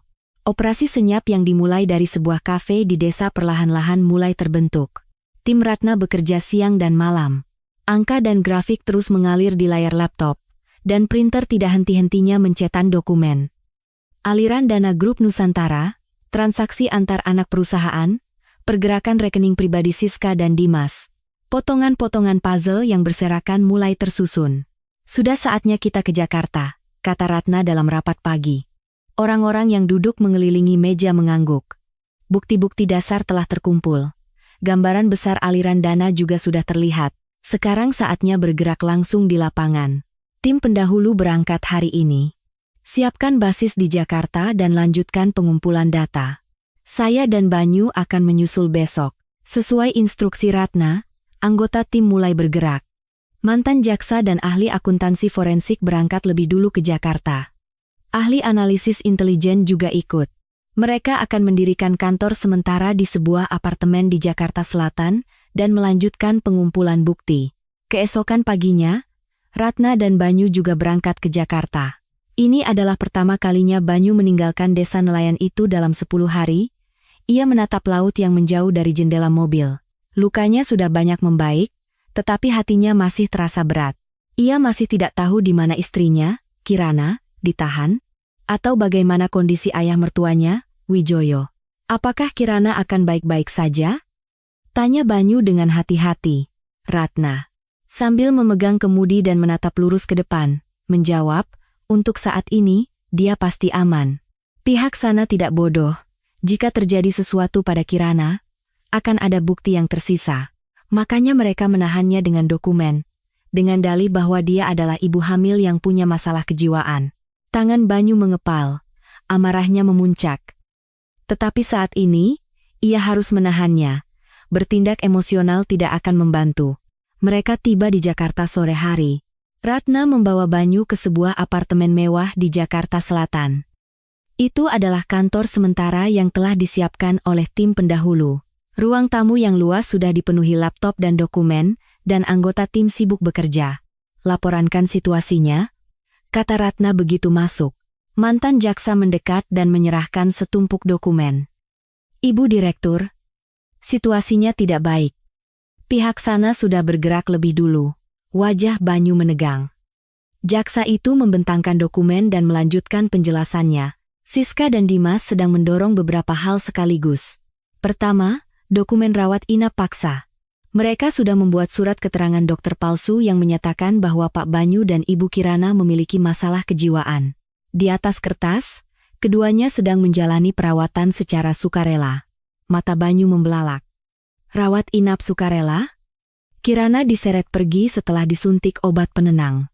Kedua, permohonan penetapan wali. Permohonan untuk menetapkan Siska sebagai wali untuk Bapak Wijoyo Suryawijaya sudah diajukan ke pengadilan, disertai dengan surat keterangan dokter yang menyatakan bahwa Pak Direktur tidak mampu membuat keputusan. Tangan Banyu gemetar. Mereka bahkan mengajukan permohonan wali untuk ayah mertuanya. Jika itu terjadi, Siska secara hukum bisa membuat semua keputusan atas nama Wijoyo. Ketiga, pengumuman pemanggilan RUPS luar biasa. Mereka akan mengadakan rapat umum pemegang saham luar biasa untuk mengubah susunan dewan direksi. Agenda utamanya adalah memberhentikan Pak Banyu dari jabatannya sebagai direktur dan menunjuk Dimas sebagai direktur baru. Tatapan Ratna menajam. Siska mendorong semuanya sekaligus, menguasai perusahaan, menyingkirkan menantu dan putrinya, dan merebut perusahaan. Bagaimana dengan kondisi Banyu sekarang? Tanya Ratna. Jaksa itu menggeleng. Secara resmi, orang hilang, laporan orang hilang sudah dibuat di kepolisian. Tapi pihak sana menyebarkan cerita lain melalui media. Cerita apa? Ahli analisis intelijen menunjukkan tabletnya. Di layar, ada sebuah artikel berita online. Judulnya langsung menarik perhatian. Menantu grup Nusantara kabur. Karena masalah kejiwaan, diduga bawa lari rahasia perusahaan. Banyu menggertakkan giginya membaca judul itu. Itu semua bohong. Tapi berita itu sudah menyebar. Kolom komentar penuh dengan spekulasi dan tuduhan. Pihak sana mengendalikan media. Sepertinya mereka juga sudah mendekati pihak pengadilan dan otoritas keuangan. Mereka ingin membuat citra Pak Banyu sebagai orang berbahaya yang berhalusinasi, supaya nanti jika ada sesuatu yang terungkap, tidak ada yang percaya. Ratna membaca dokumen sambil mengangguk. Ini sudah ia perkirakan. Siska sangat licik. Ia mengepung dari semua sisi secara bersamaan. Hukum, media, dan internal perusahaan. Lalu di mana ayah mertua dan Kirana sekarang? Tanya Banyu dengan cemas. Ahli analisis intelijen menjawab, Bapak Wijoyo Suryawijaya ada di sebuah rumah sakit rahasia di pinggiran Jakarta. Nama resminya adalah Panti Reda Mewah, tapi sebenarnya itu adalah fasilitas yang terisolasi total dari dunia luar. Hanya orang yang diizinkan oleh pihak Siska yang bisa menjenguk. Wajah Banyu memucat. Mereka menahan ayah mertuanya dalam keadaan tidak sadar. Ibu Kirana juga ditahan di bangsal klinik prenatal di dalam fasilitas yang sama. Itu bangsal isolasi. Tidak ada ponsel, tidak ada kontak dengan dunia luar. Di atas kertas, ia masuk secara sukarela. Dengan alasan untuk perawatan depresi prenatal. Banyu memukul meja dengan kepalan tangannya. Suara gedebuk menggema di ruangan. Apa-apaan itu? Kirana diseret. Bukan rawat inap sukarela. Saya tahu. Kami tahu, kata Ratna dengan suara tenang. Makanya kita sedang mengumpulkan bukti. Kita harus membuktikan bahwa semua dokumen mereka adalah rekayasa. Ratna memberikan instruksi kepada timnya. Rangkum semua yang sudah kita kumpulkan. Ahli akuntansi forensik berdiri di depan papan tulis. Ia mengambil spidol dan mulai menulis satu persatu. Pertama, tanda tangan di dokumen rawat inap paksa. Hasil analisis perbandingan tanda tangan Ibu Kirana menunjukkan bahwa itu palsu. Tulisan tangannya berbeda. Tanda tangan Pak Banyu juga sama. Kedua, Surat keterangan dokter palsu. Dokter yang membuat surat keterangan itu punya hubungan dengan pihak Siska. Ada riwayat transaksi keuangan. Tanggal surat keterangan juga aneh, dibuat pada tanggal di mana sebenarnya tidak ada rekam medis. Mata Banyu membelalak. Bukti-bukti mulai terkumpul. Ketiga, tingkat kesadaran Pak Direktur saat menandatangani surat kuasa. Kami sudah mendapatkan rekam medis pada hari penandatanganan. Hari itu, Bapak Wijoyo Suryawijaya sedang dalam pengaruh obat penenang yang kuat. Ada catatan bahwa kesadarannya tidak jernih. Secara hukum, tanda tangan itu tidak bisa dianggap sah. Ratna mengangguk. Keempat, aliran dana. Uang yang keluar dari anak perusahaan Grup Nusantara mengalir ke perusahaan cangkang yang dikelola oleh Dimas. Jumlahnya sangat besar, cukup untuk menjerat mereka dengan tuduhan penggelapan dan penyelewengan dana. Bukti-bukti itu tersusun rapi di papan tulis. Banyu menatapnya dan mulai merasakan sedikit harapan. Dengan ini, mereka bisa melawan. Tapi ekspresi Ratna masih tegang. Meskipun kita punya bukti, jika pihak sana bergerak lebih dulu, tidak ada gunanya. Jika pengadilan mengabulkan permohonan wali dan RUPS mengubah susunan direksi, maka sudah terlambat. Lalu bagaimana? Tanya Banyu. Ratna menatap keluar jendela. Langit malam Jakarta terlihat, cahaya dari gedung-gedung pencakar langit berkelip. Kita harus bergerak serentak, kata Ratna sambil berbalik. Tatapannya tegas. Rumah sakit, pengadilan, dan RUPS. Kita harus mengguncang ketiganya secara bersamaan. Jika kita menyerang satu persatu, mereka akan punya waktu untuk merespons. Kita harus meledakkannya sekaligus. Anggota tim mengangguk. Ratna melanjutkan, di rumah sakit, kita harus mengeluarkan Kirana dan ayah mertua. Di pengadilan, kita harus menghentikan penetapan wali, dan di RUPS, kita harus menggagalkan agenda mereka. Ketiganya harus terjadi secara bersamaan. Banyu menahan napas mendengarnya. Ini adalah operasi besar. Tapi di suara ibunya, ada keyakinan. Apakah itu mungkin? Tanya Banyu. Ratna menatap putranya. Kita harus membuatnya mungkin. Ratna merapikan dokumen di atas meja dan berkata, mulai sekarang, tidak ada lagi yang perlu disembunyikan atau ditunda. Ini perang terbuka. Wajah anggota tim menegang. Tapi pada saat yang sama, mata mereka menunjukkan tekad. Ini adalah momen yang telah mereka persiapkan sejak lama. Ratna berjalan ke jendela, menatap pemandangan malam Jakarta. Di suatu tempat, Kirana ditahan. Di suatu tempat, Wijoyo terbaring. Dan di suatu tempat, Siska dan Dimas pasti sedang tertawa, yakin akan kemenangan mereka. Tapi tawa itu tidak akan bertahan lama. Ratna bergumam, tunggu saja. Akan segera aku selesaikan. Suaranya mengandung kekuatan dan pengalaman yang telah terakumulasi selama puluhan tahun, serta tekad yang kuat untuk melindungi keluarganya. Ini adalah malam sebelum badai. Sebentar lagi, semuanya akan meledak. Banyu menatap punggung ibunya. Masih sosok yang tidak ia kenali. Tapi satu hal yang pasti, ibunya tidak akan kalah dalam pertarungan ini. Dan ia juga akan ikut bertarung. Malam itu, larut sekali, Ratna memanggil Banyu. Mereka berada di sebuah ruangan kecil di kantor sementara itu. Anggota tim lain sibuk dengan pekerjaan masing-masing, dan hanya mereka berdua yang duduk berhadapan. Pemandangan malam Jakarta terlihat dari jendela. Ratna yang pertama kali membuka mulut. Ibu akan menceritakan semuanya. Banyu menahan napas. Akhirnya, ia akan mendengarnya. Waktu muda, ibu pergi ke Timur Tengah.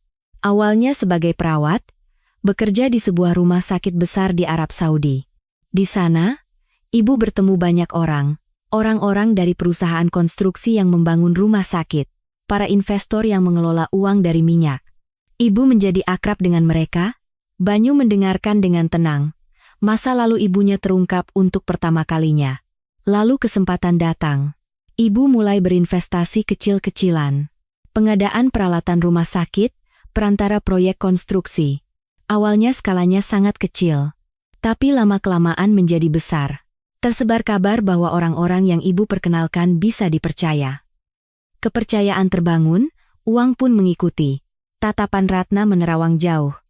Seolah-olah mengingat kembali puluhan tahun yang lalu, selama lebih dari 20 tahun, ibu bekerja seperti itu, berinvestasi di Timur Tengah, Eropa, Amerika, menghubungkan orang.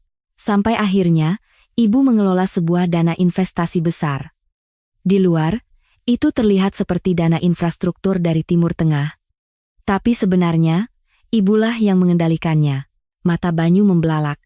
Skala yang tidak pernah ia bayangkan. Lalu, saham grup Nusantara, itu ibu kumpulkan sedikit demi sedikit sejak lama. Awalnya, ibu hanya menganggapnya sebagai tempat investasi yang bagus. Perusahaan yang solid di Indonesia. Tapi kemudian, kamu menikah dengan keluarga itu. Ratna tersenyum tipis. Jujur, awalnya ibu khawatir. Keluarga konglomerat itu, di luar terlihat glamor, tapi di dalamnya rumit.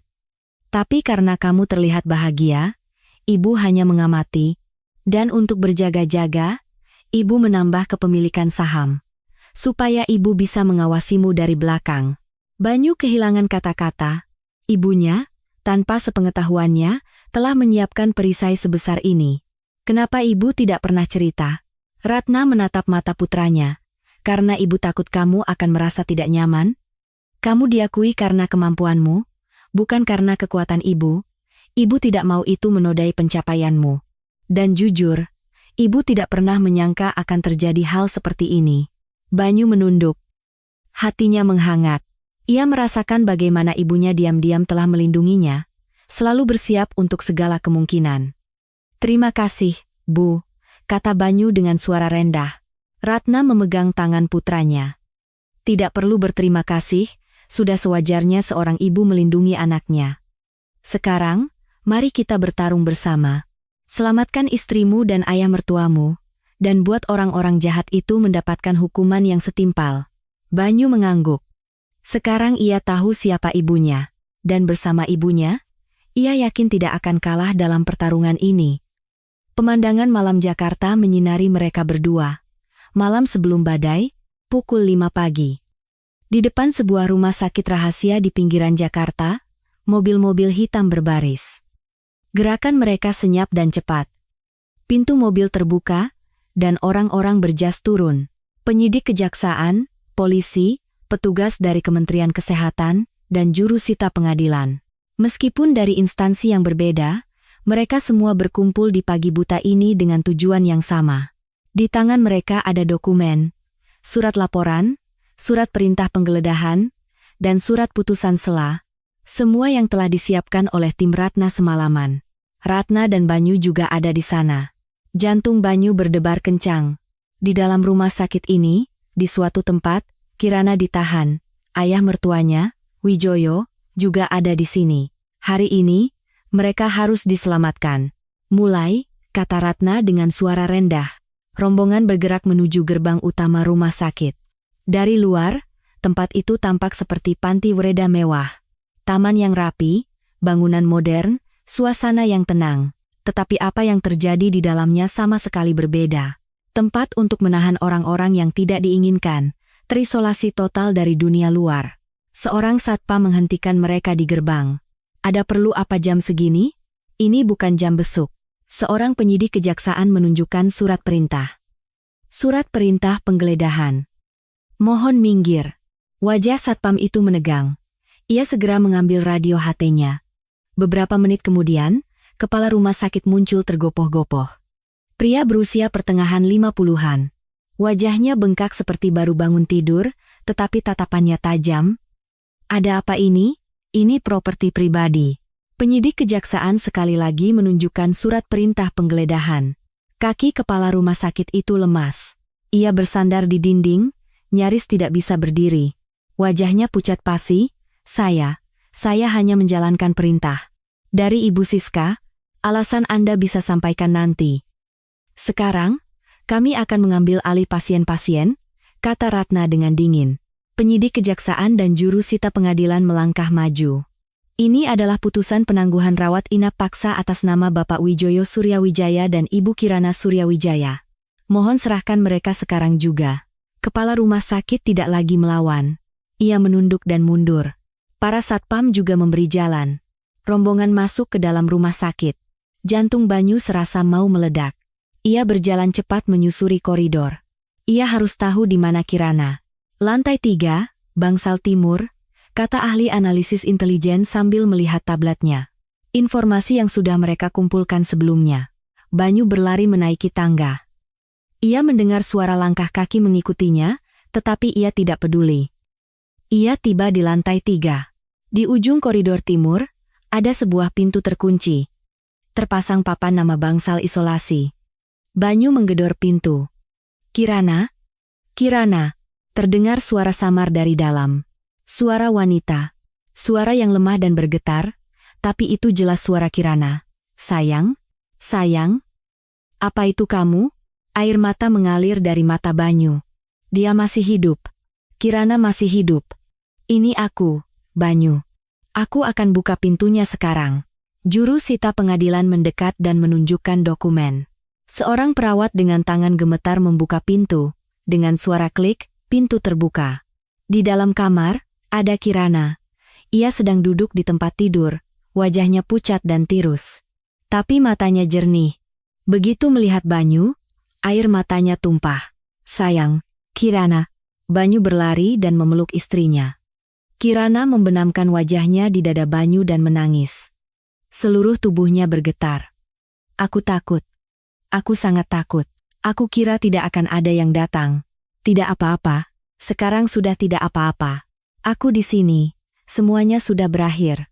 Banyu juga menangis sambil memeluk erat istrinya. Ia menyentuh perut Kirana. Anaknya selamat. Ia bersyukur. Sangat bersyukur. Sementara itu, di lantai lain, Ratna sedang mencari Wijoyo. Wijoyo berada di kamar khusus di lantai 5. Saat pintu dibuka, terlihat kamar yang luas. Wijoyo terbaring di tempat tidur, matanya terpejam, dan wajahnya tidak berdarah. Beberapa selang infus terpasang di tubuhnya.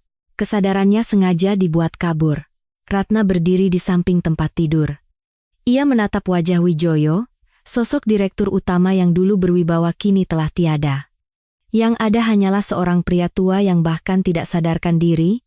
Ratna memberi isyarat, tim medisnya segera bergerak. Ratna memegang tangan Wijoyo. Tangan yang dingin. Tiba-tiba terdengar keributan dari koridor. Suara wanita yang tajam, "Ada apa ini? Kalian tidak boleh masuk ke sini. Siapa yang mengizinkan kalian?" Itu Siska. Ia datang terburu-buru bersama Dimas. Sepertinya mereka mendapat telepon darurat di pagi buta, wajahnya menegang, dan penampilannya yang biasanya anggun kini hilang. Rambutnya acak-acakan, dan wajahnya yang tanpa riasan terlihat pucat. Siska tiba di depan kamar Wijoyo. Dan ia berhenti, karena ia melihat Ratna di dalam kamar. Awalnya, ia tidak mengenali siapa wanita itu. Seorang nenek pemilik kafe dari desa. "Kenapa ada di sini? Kenapa kamu di sini?" tanya Siska. Ratna perlahan berbalik, mata mereka bertemu. Tatapan Ratna berbeda, bukan tatapan pemilik kafe desa. Dingin, tajam, tatapan seseorang yang telah menggerakkan modal raksasa selama puluhan tahun.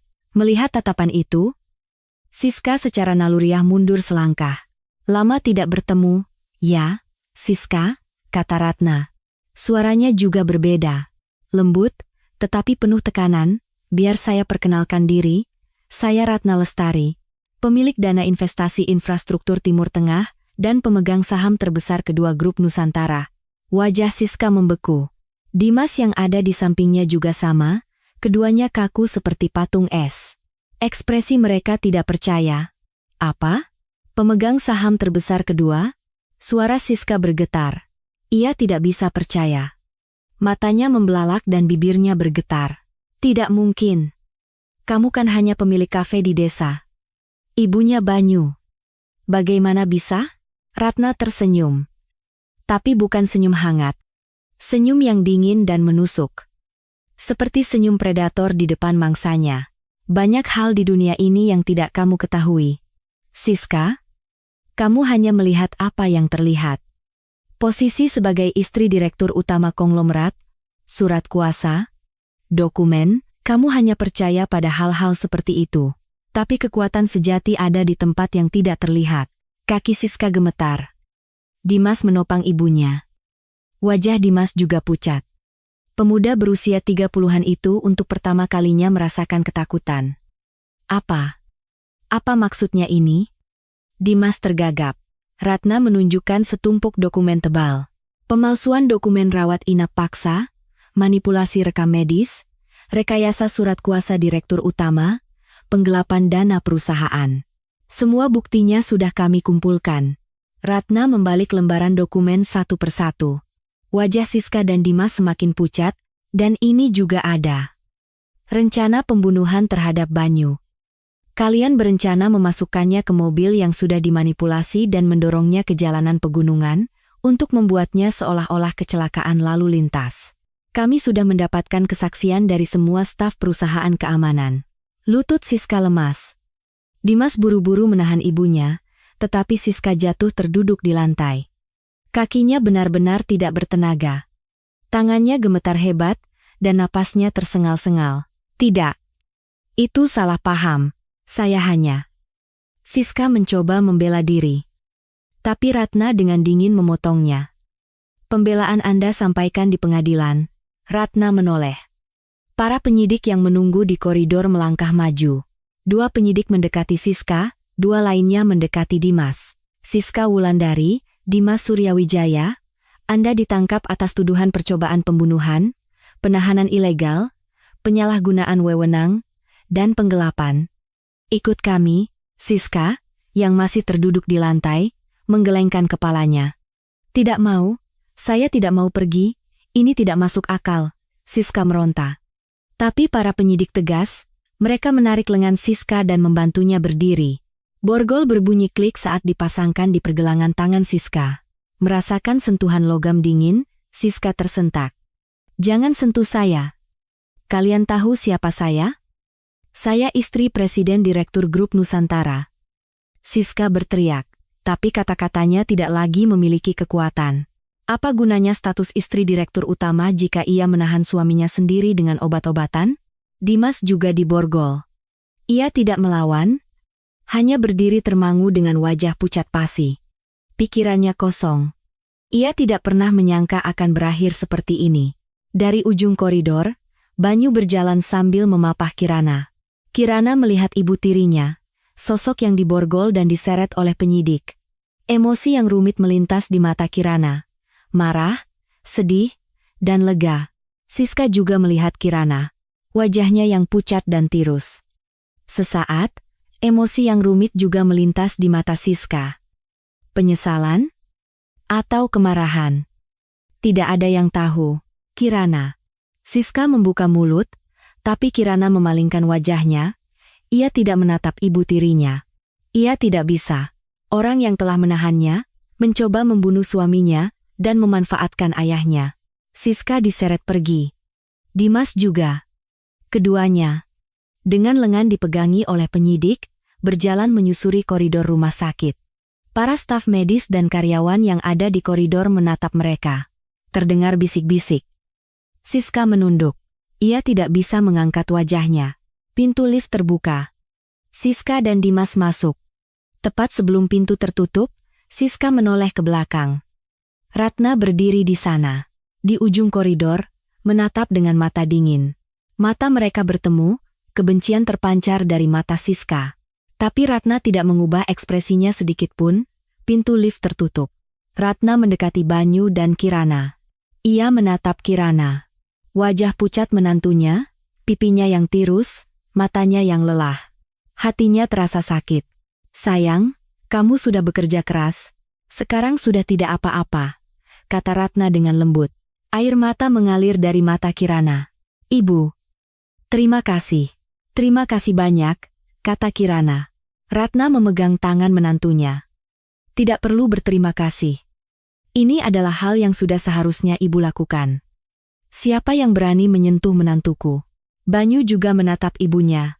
Hatinya menghangat, ibunya telah melindungi keluarganya, dengan kekuatan yang telah ia sembunyikan seumur hidupnya. Di luar jendela rumah sakit, fajar mulai menyingsing. Kegelapan sirna, dan sinar matahari mulai menerangi. Malam yang panjang telah berakhir, tapi pertarungan belum selesai. Kemenangan di rumah sakit hanyalah permulaan, masih ada rapat umum pemegang saham. Medan perang terakhir yang akan menentukan masa depan grup Nusantara. Beberapa hari berlalu. Siska Wulandari dan Dimas Suryawijaya ditahan di rumah tahanan. Permohonan penangguhan penahanan mereka ditolak. Tuduhan percobaan pembunuhan dan penahanan ilegal adalah kejahatan serius. Keduanya kini menunggu persidangan di dalam sel yang dingin. Kirana beristirahat di tempat yang aman. Tubuhnya masih lemah, tetapi bayi di dalam kandungannya sehat. Dokter mengatakan ia akan baik-baik saja jika banyak beristirahat. Banyu, selain menjaga istrinya, juga mempersiapkan apa yang akan terjadi selanjutnya. Wijoyo juga perlahan-lahan pulih. Setelah lepas dari pengaruh obat-obatan, kesadarannya mulai kembali. Beberapa hari pertama ia bingung. Ia tidak mengerti apa yang telah terjadi padanya, mengapa ia ditahan di rumah sakit, tetapi seiring waktu, ia mulai memahami situasinya. Bagaimana ia telah ditipu, dan siapa yang telah mengkhianatinya, dan juga siapa yang telah menyelamatkannya. Siska. Istriku yang melakukan ini? Tanya Wijoyo dengan suara bergetar. Banyu mengangguk. Ya, Pak. Maafkan saya. Wijoyo terdiam untuk waktu yang lama. Ia menatap keluar jendela, matanya berkaca-kaca. Pengkhianatan, kemarahan, dan penyesalan. Berbagai emosi bercampur aduk. Aku buta. Aku bahkan tidak bisa melihat orang di sampingku dengan benar, kata Wijoyo dengan suara rendah. Banyu tidak berkata apa-apa. Sementara itu, Ratna terus bergerak tanpa henti. Ia rapat dengan pengacara, menelepon investor, dan memeriksa dokumen. Ia harus mempersiapkan rapat umum pemegang saham, RUPS. Sekarang setelah Siska dan Dimas ditahan, ini adalah kesempatan untuk memperbaiki struktur kepemimpinan grup Nusantara. Akhirnya hari itu tiba. Di aula pertemuan utama kantor pusat grup Nusantara di Jakarta Selatan. Hari diadakannya RUPS luar biasa. Aula itu penuh sesak. Para pemegang saham, perwakilan investor institusional, analis, dan wartawan. Kasus yang terjadi di grup Nusantara telah menjadi berita besar, sehingga minat terhadap RUPS kali ini sangat tinggi. Perebutan kekuasaan internal keluarga konglomerat, percobaan pembunuhan, penahanan ilegal. Cerita seperti drama terjadi di dunia nyata. Banyu duduk di barisan depan. Jantungnya berdebar kencang. Di sampingnya, duduk ibunya, Ratna. Ekspresi Ratna tenang. Seolah-olah semua ini sudah berjalan sesuai rencana. Terpancar ketenangan dari seseorang yang telah menggerakkan modal raksasa selama puluhan tahun. Di seberang, ada kursi kosong. Seharusnya itu adalah kursi Siska dan Dimas. Tetapi keduanya sekarang berada di rumah tahanan. Kursi kosong itu mengatakan segalanya. RUPS dimulai. Pertama, diumumkan status kepemilikan saham, angka-angka muncul di layar. Aliansi investor asing dan domestik yang dipimpin oleh Ratna telah menguasai 32% saham grup Nusantara. Ditambah dengan saham dari pihak-pihak yang bersahabat dan saham milik Wijoyo, totalnya jauh melebihi mayoritas. Saham yang dimiliki Siska dan Dimas kini tidak berarti. Keduanya ditahan, dan hak suara mereka juga dibatasi. Begitu angka-angka itu diumumkan, aula menjadi riuh. Para wartawan sibuk mencatat. Kilatan kamera menyala, agenda berikutnya adalah pidato dari Ratna.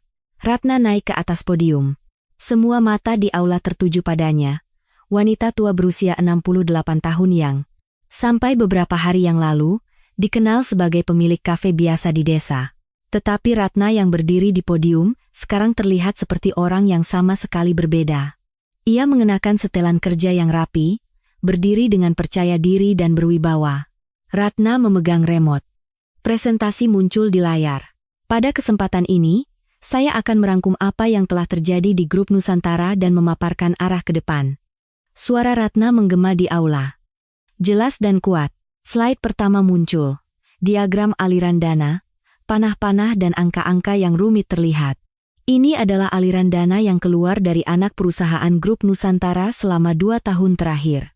Seperti yang Anda lihat, ratusan miliar rupiah mengalir ke perusahaan cangkang yang tidak jelas. Dan pemilik sebenarnya dari perusahaan cangkang itu adalah Dimas Suryawijaya, yang saat ini sedang ditahan. Aula kembali riuh. Meskipun sudah diberitakan di media, Melihat data aslinya memberikan dampak yang lebih besar. Slide kedua muncul. Foto-foto dokumen. Ini adalah surat kuasa Bapak Wijoyo Suryawijaya. Isinya menyatakan bahwa Siska Wulandari akan bertindak sebagai wakilnya dalam hal manajemen dan hak suara. Tetapi surat kuasa ini dibuat saat Pak Direktur tidak dalam kondisi bisa membuat keputusan yang rasional. Menurut rekam medis saat itu, beliau sedang dalam pengaruh obat penenang yang kuat. Secara hukum, tanda tangan ini tidak sah. Slide ketiga muncul. Surat keterangan dokter dan dokumen rawat inap, dan ini adalah surat keterangan dokter palsu untuk Direktur Banyu Angkasa dan Ibu Kirana Suryawijaya. Isinya dimanipulasi untuk menyatakan bahwa mereka memiliki masalah kejiwaan. Dokumen ini dibuat untuk menahan mereka secara paksa di rumah sakit.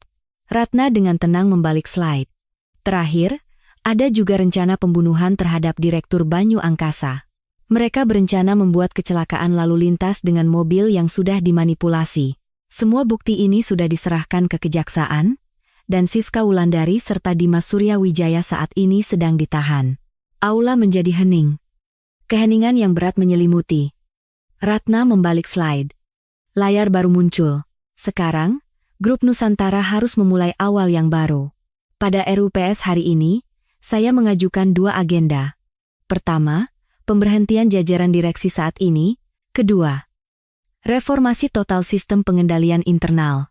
Ratna turun dari podium. Hening sejenak. Lalu, tepuk tangan mulai terdengar dari berbagai sudut.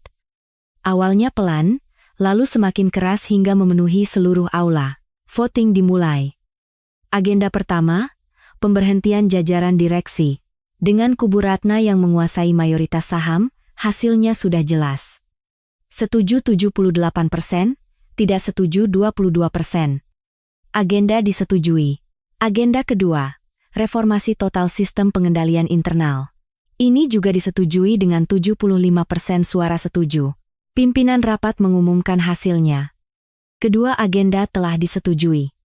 Dengan ini, Grup Nusantara akan beralih ke struktur kepemimpinan yang baru. Tepuk tangan kembali menggema di aula.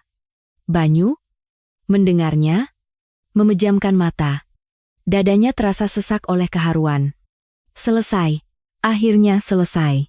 Ratna mendekati Banyu. Ia menepuk pelan bahu putranya. Kamu sudah bekerja keras. Banyu menatap ibunya. Matanya berkaca-kaca. Tidak, Bu. Ini semua berkat Ibu. Terima kasih, Bu. Ratna tersenyum. Senyum yang hangat. Tidak perlu berterima kasih. Kamu anak Ibu. Sudah sewajarnya Ibu melindungimu. RUPS selesai. Orang-orang mulai meninggalkan aula satu persatu. Para wartawan mengerumuni Ratna dan Banyu dengan pertanyaan. Tetapi Ratna menolaknya dengan sopan. Ia mengatakan ingin bersama keluarganya saat ini. Banyu menatap keluar jendela. Langit Jakarta cerah. Sinar matahari terasa hangat. Langit cerah yang sudah lama tidak ia lihat. Badai telah berlalu. Sekarang, yang tersisa adalah membangun kembali apa yang telah hancur. Perusahaan, dan juga keluarga. Tidak akan mudah. Tapi sekarang, mereka bisa memulainya. Banyu mengeluarkan ponsel dari sakunya. Ia menelepon Kirana. Sayang. Ini aku. Semuanya sudah selesai. Aku akan pulang sekarang. Dari seberang telepon, terdengar suara Kirana. Suara yang terisak. Benarkah? Benar-benar sudah selesai? Iya. Selesai. Sekarang benar-benar selesai. Banyu juga meneteskan air mata. Tapi bukan air mata kesedihan. Air mata kelegaan, air mata kebahagiaan. Ratna berdiri di belakang putranya, mengamati. Senyum tersungging di bibirnya. Melihat putranya bahagia, itu saja sudah cukup. Pertarungan telah berakhir. Tapi cerita belum selesai. Masih ada persidangan di pengadilan, dan restrukturisasi Grup Nusantara harus dilanjutkan. Dan yang terpenting, keluarga yang terluka membutuhkan waktu untuk pulih. Tapi itu adalah cerita selanjutnya. Untuk saat ini, mereka berhak menikmati kemenangan. Keesokan harinya, di Pengadilan Negeri Jakarta Pusat, sebuah sidang pidana digelar. Di kursi terdakwa, duduk 4 orang, Siska Wulandari, Dimas Suryawijaya, Kepala Rumah Sakit Rahasia, dan pimpinan perusahaan keamanan swasta. Mereka didakwa dengan berbagai tuduhan, mulai dari percobaan pembunuhan, penahanan ilegal, hingga penggelapan dana perusahaan. Di bangku pengunjung, duduk Banyu dan Kirana. Wajah Kirana masih pucat, tetapi hari ini ia bersikeras untuk menyaksikan persidangan secara langsung. Banyu menggenggam erat tangan istrinya. Di kursi saksi, duduk Wijoyo. Tidak mudah baginya untuk bangkit dari kursi roda dan berjalan ke kursi saksi. Tetapi Wijoyo menolak bantuan. Ia berdiri di kursi saksi dengan kekuatannya sendiri. Pria tua berusia 70-an itu terlihat sudah banyak kehilangan kekuatannya, tetapi matanya tajam. Jaksa bertanya, "Saksi, apa hubungan Anda dengan terdakwa Siska Wulandari dan Dimas Suryawijaya?" Wijoyo menjawab, "Siska adalah istri saya, dan Dimas adalah putranya. Bagaimana pendapat Anda tentang menantu Anda, Banyu Angkasa?" Wijoyo terdiam sejenak. Lalu perlahan ia membuka mulut. "Saya menganggapnya sebagai penerus saya." Ruang sidang menjadi hening. Semua orang fokus pada perkataan Wijoyo. Banyu adalah pemuda yang cerdas dan jujur. Sejak pertama kali bertemu, saya sudah merasakannya. Orang ini bisa membuat Kirana bahagia, dan saya pikir, ia juga bisa dipercaya untuk memimpin perusahaan. Suara Wijoyo bergetar. Tetapi saya tidak bisa mengumumkan pilihan saya secara terbuka. Saya takut akan ada penolakan dari dalam keluarga. Ketakutan itulah yang akhirnya menyebabkan semua tragedi ini. Jika saya menyatakan keinginan saya dengan jelas, hal seperti ini tidak akan terjadi. Wijoyo menatap ke arah bangku pengunjung. Ke tempat Banyu dan Kirana duduk. "Banyu, Kirana, maafkan ayah. Sebagai seorang ayah dan mertua, ayah gagal melindungi kalian. Ayah benar-benar minta maaf." Air mata mengalir dari mata Kirana. Banyu juga matanya memerah. Itulah kata-kata yang sudah lama ingin mereka dengar. Wijoyo kembali menatap lurus ke depan dan berkata, "Saya hidup dengan mata tertutup. Saya mengabaikan kebenaran yang tidak nyaman. Dan keluarga sayalah yang harus menanggung akibatnya. Sekarang, saya harus memperbaikinya." Kesaksian Wijoyo selesai. Persidangan berlanjut. Bukti-bukti dihadirkan, dan pembelaan dari para terdakwa disampaikan. Tetapi bukti-bukti itu sangat kuat. Tidak ada celah untuk membela diri. Beberapa hari kemudian, putusan dijatuhkan. Siska Wulandari dan Dimas Suryawijaya dijatuhi hukuman berat. Percobaan pembunuhan, penahanan ilegal, penggelapan. Berbagai pasal digabungkan. Kepala rumah sakit dan pimpinan perusahaan keamanan juga dijatuhi hukuman penjara. Saat putusan dibacakan, wajah Siska menegang. Dimas menunduk. Saat itu, mereka kehilangan semua yang pernah mereka inginkan. Setelah persidangan selesai, restrukturisasi grup Nusantara dimulai. Posisi yang ditinggalkan Siska dan Dimas diisi dengan struktur baru. Sistem manajemen profesional diterapkan, dan sebuah dewan pengawas yang terdiri dari Ratna dan Banyu dibentuk. Manajemen perusahaan diserahkan kepada para profesional, sementara keputusan-keputusan penting akan diawasi. Dalam rapat dewan pertama, Ratna berkata, "Saya tidak berniat mengelola perusahaan ini. Saya hanya ingin mengawasi agar perusahaan ini dikelola dengan benar, agar hal seperti ini tidak terjadi lagi." Banyu juga menjadi anggota dewan pengawas. Ia tidak lagi berada di posisi yang diremehkan karena statusnya sebagai menantu, posisinya diakui karena kemampuannya. 6 bulan berlalu. Selama 2 musim berganti, banyak hal berubah. Peristiwa-peristiwa yang datang seperti badai satu persatu terselesaikan, dan luka-luka perlahan sembuh. Dan, sebuah kehidupan baru telah lahir. Seorang bayi perempuan yang sehat. Beratnya sedikit di atas 3 kilogram, bayi yang kecil dan cantik. Kirana, setelah melalui perjuangan panjang, melahirkan dengan selamat. Saat tangisan pertama bayi itu menggema di ruang bersalin, Banyu tidak bisa menahan air matanya. Air mata kebahagiaan. Semua penderitaan yang ia alami selama beberapa bulan terakhir, terasa sepadan untuk momen ini. Saat pertama kali menggendong bayinya, tangan Banyu gemetar. Makhluk kecil yang rapuh, tetapi makhluk kecil itu terasa sebagai hal yang paling berharga di dunia. Cantiknya. "Cantik sekali," gumam Banyu. Kirana tersenyum dengan wajah lelah. "Putri kita, sayang. Putri kita. Keduanya menatap bayi itu dan tersenyum tanpa kata untuk waktu yang lama. Semua rasa sakit dan ketakutan seolah luruh. Sekarang, ada satu alasan lagi untuk dilindungi. Setelah melahirkan, Banyu dan Kirana meninggalkan Jakarta. Tujuan mereka adalah desa nelayan kecil di pesisir selatan Jawa, kafe senja di ujung tebing. Tempat kafe Ratna berada. Untuk memulihkan jiwa dan raga.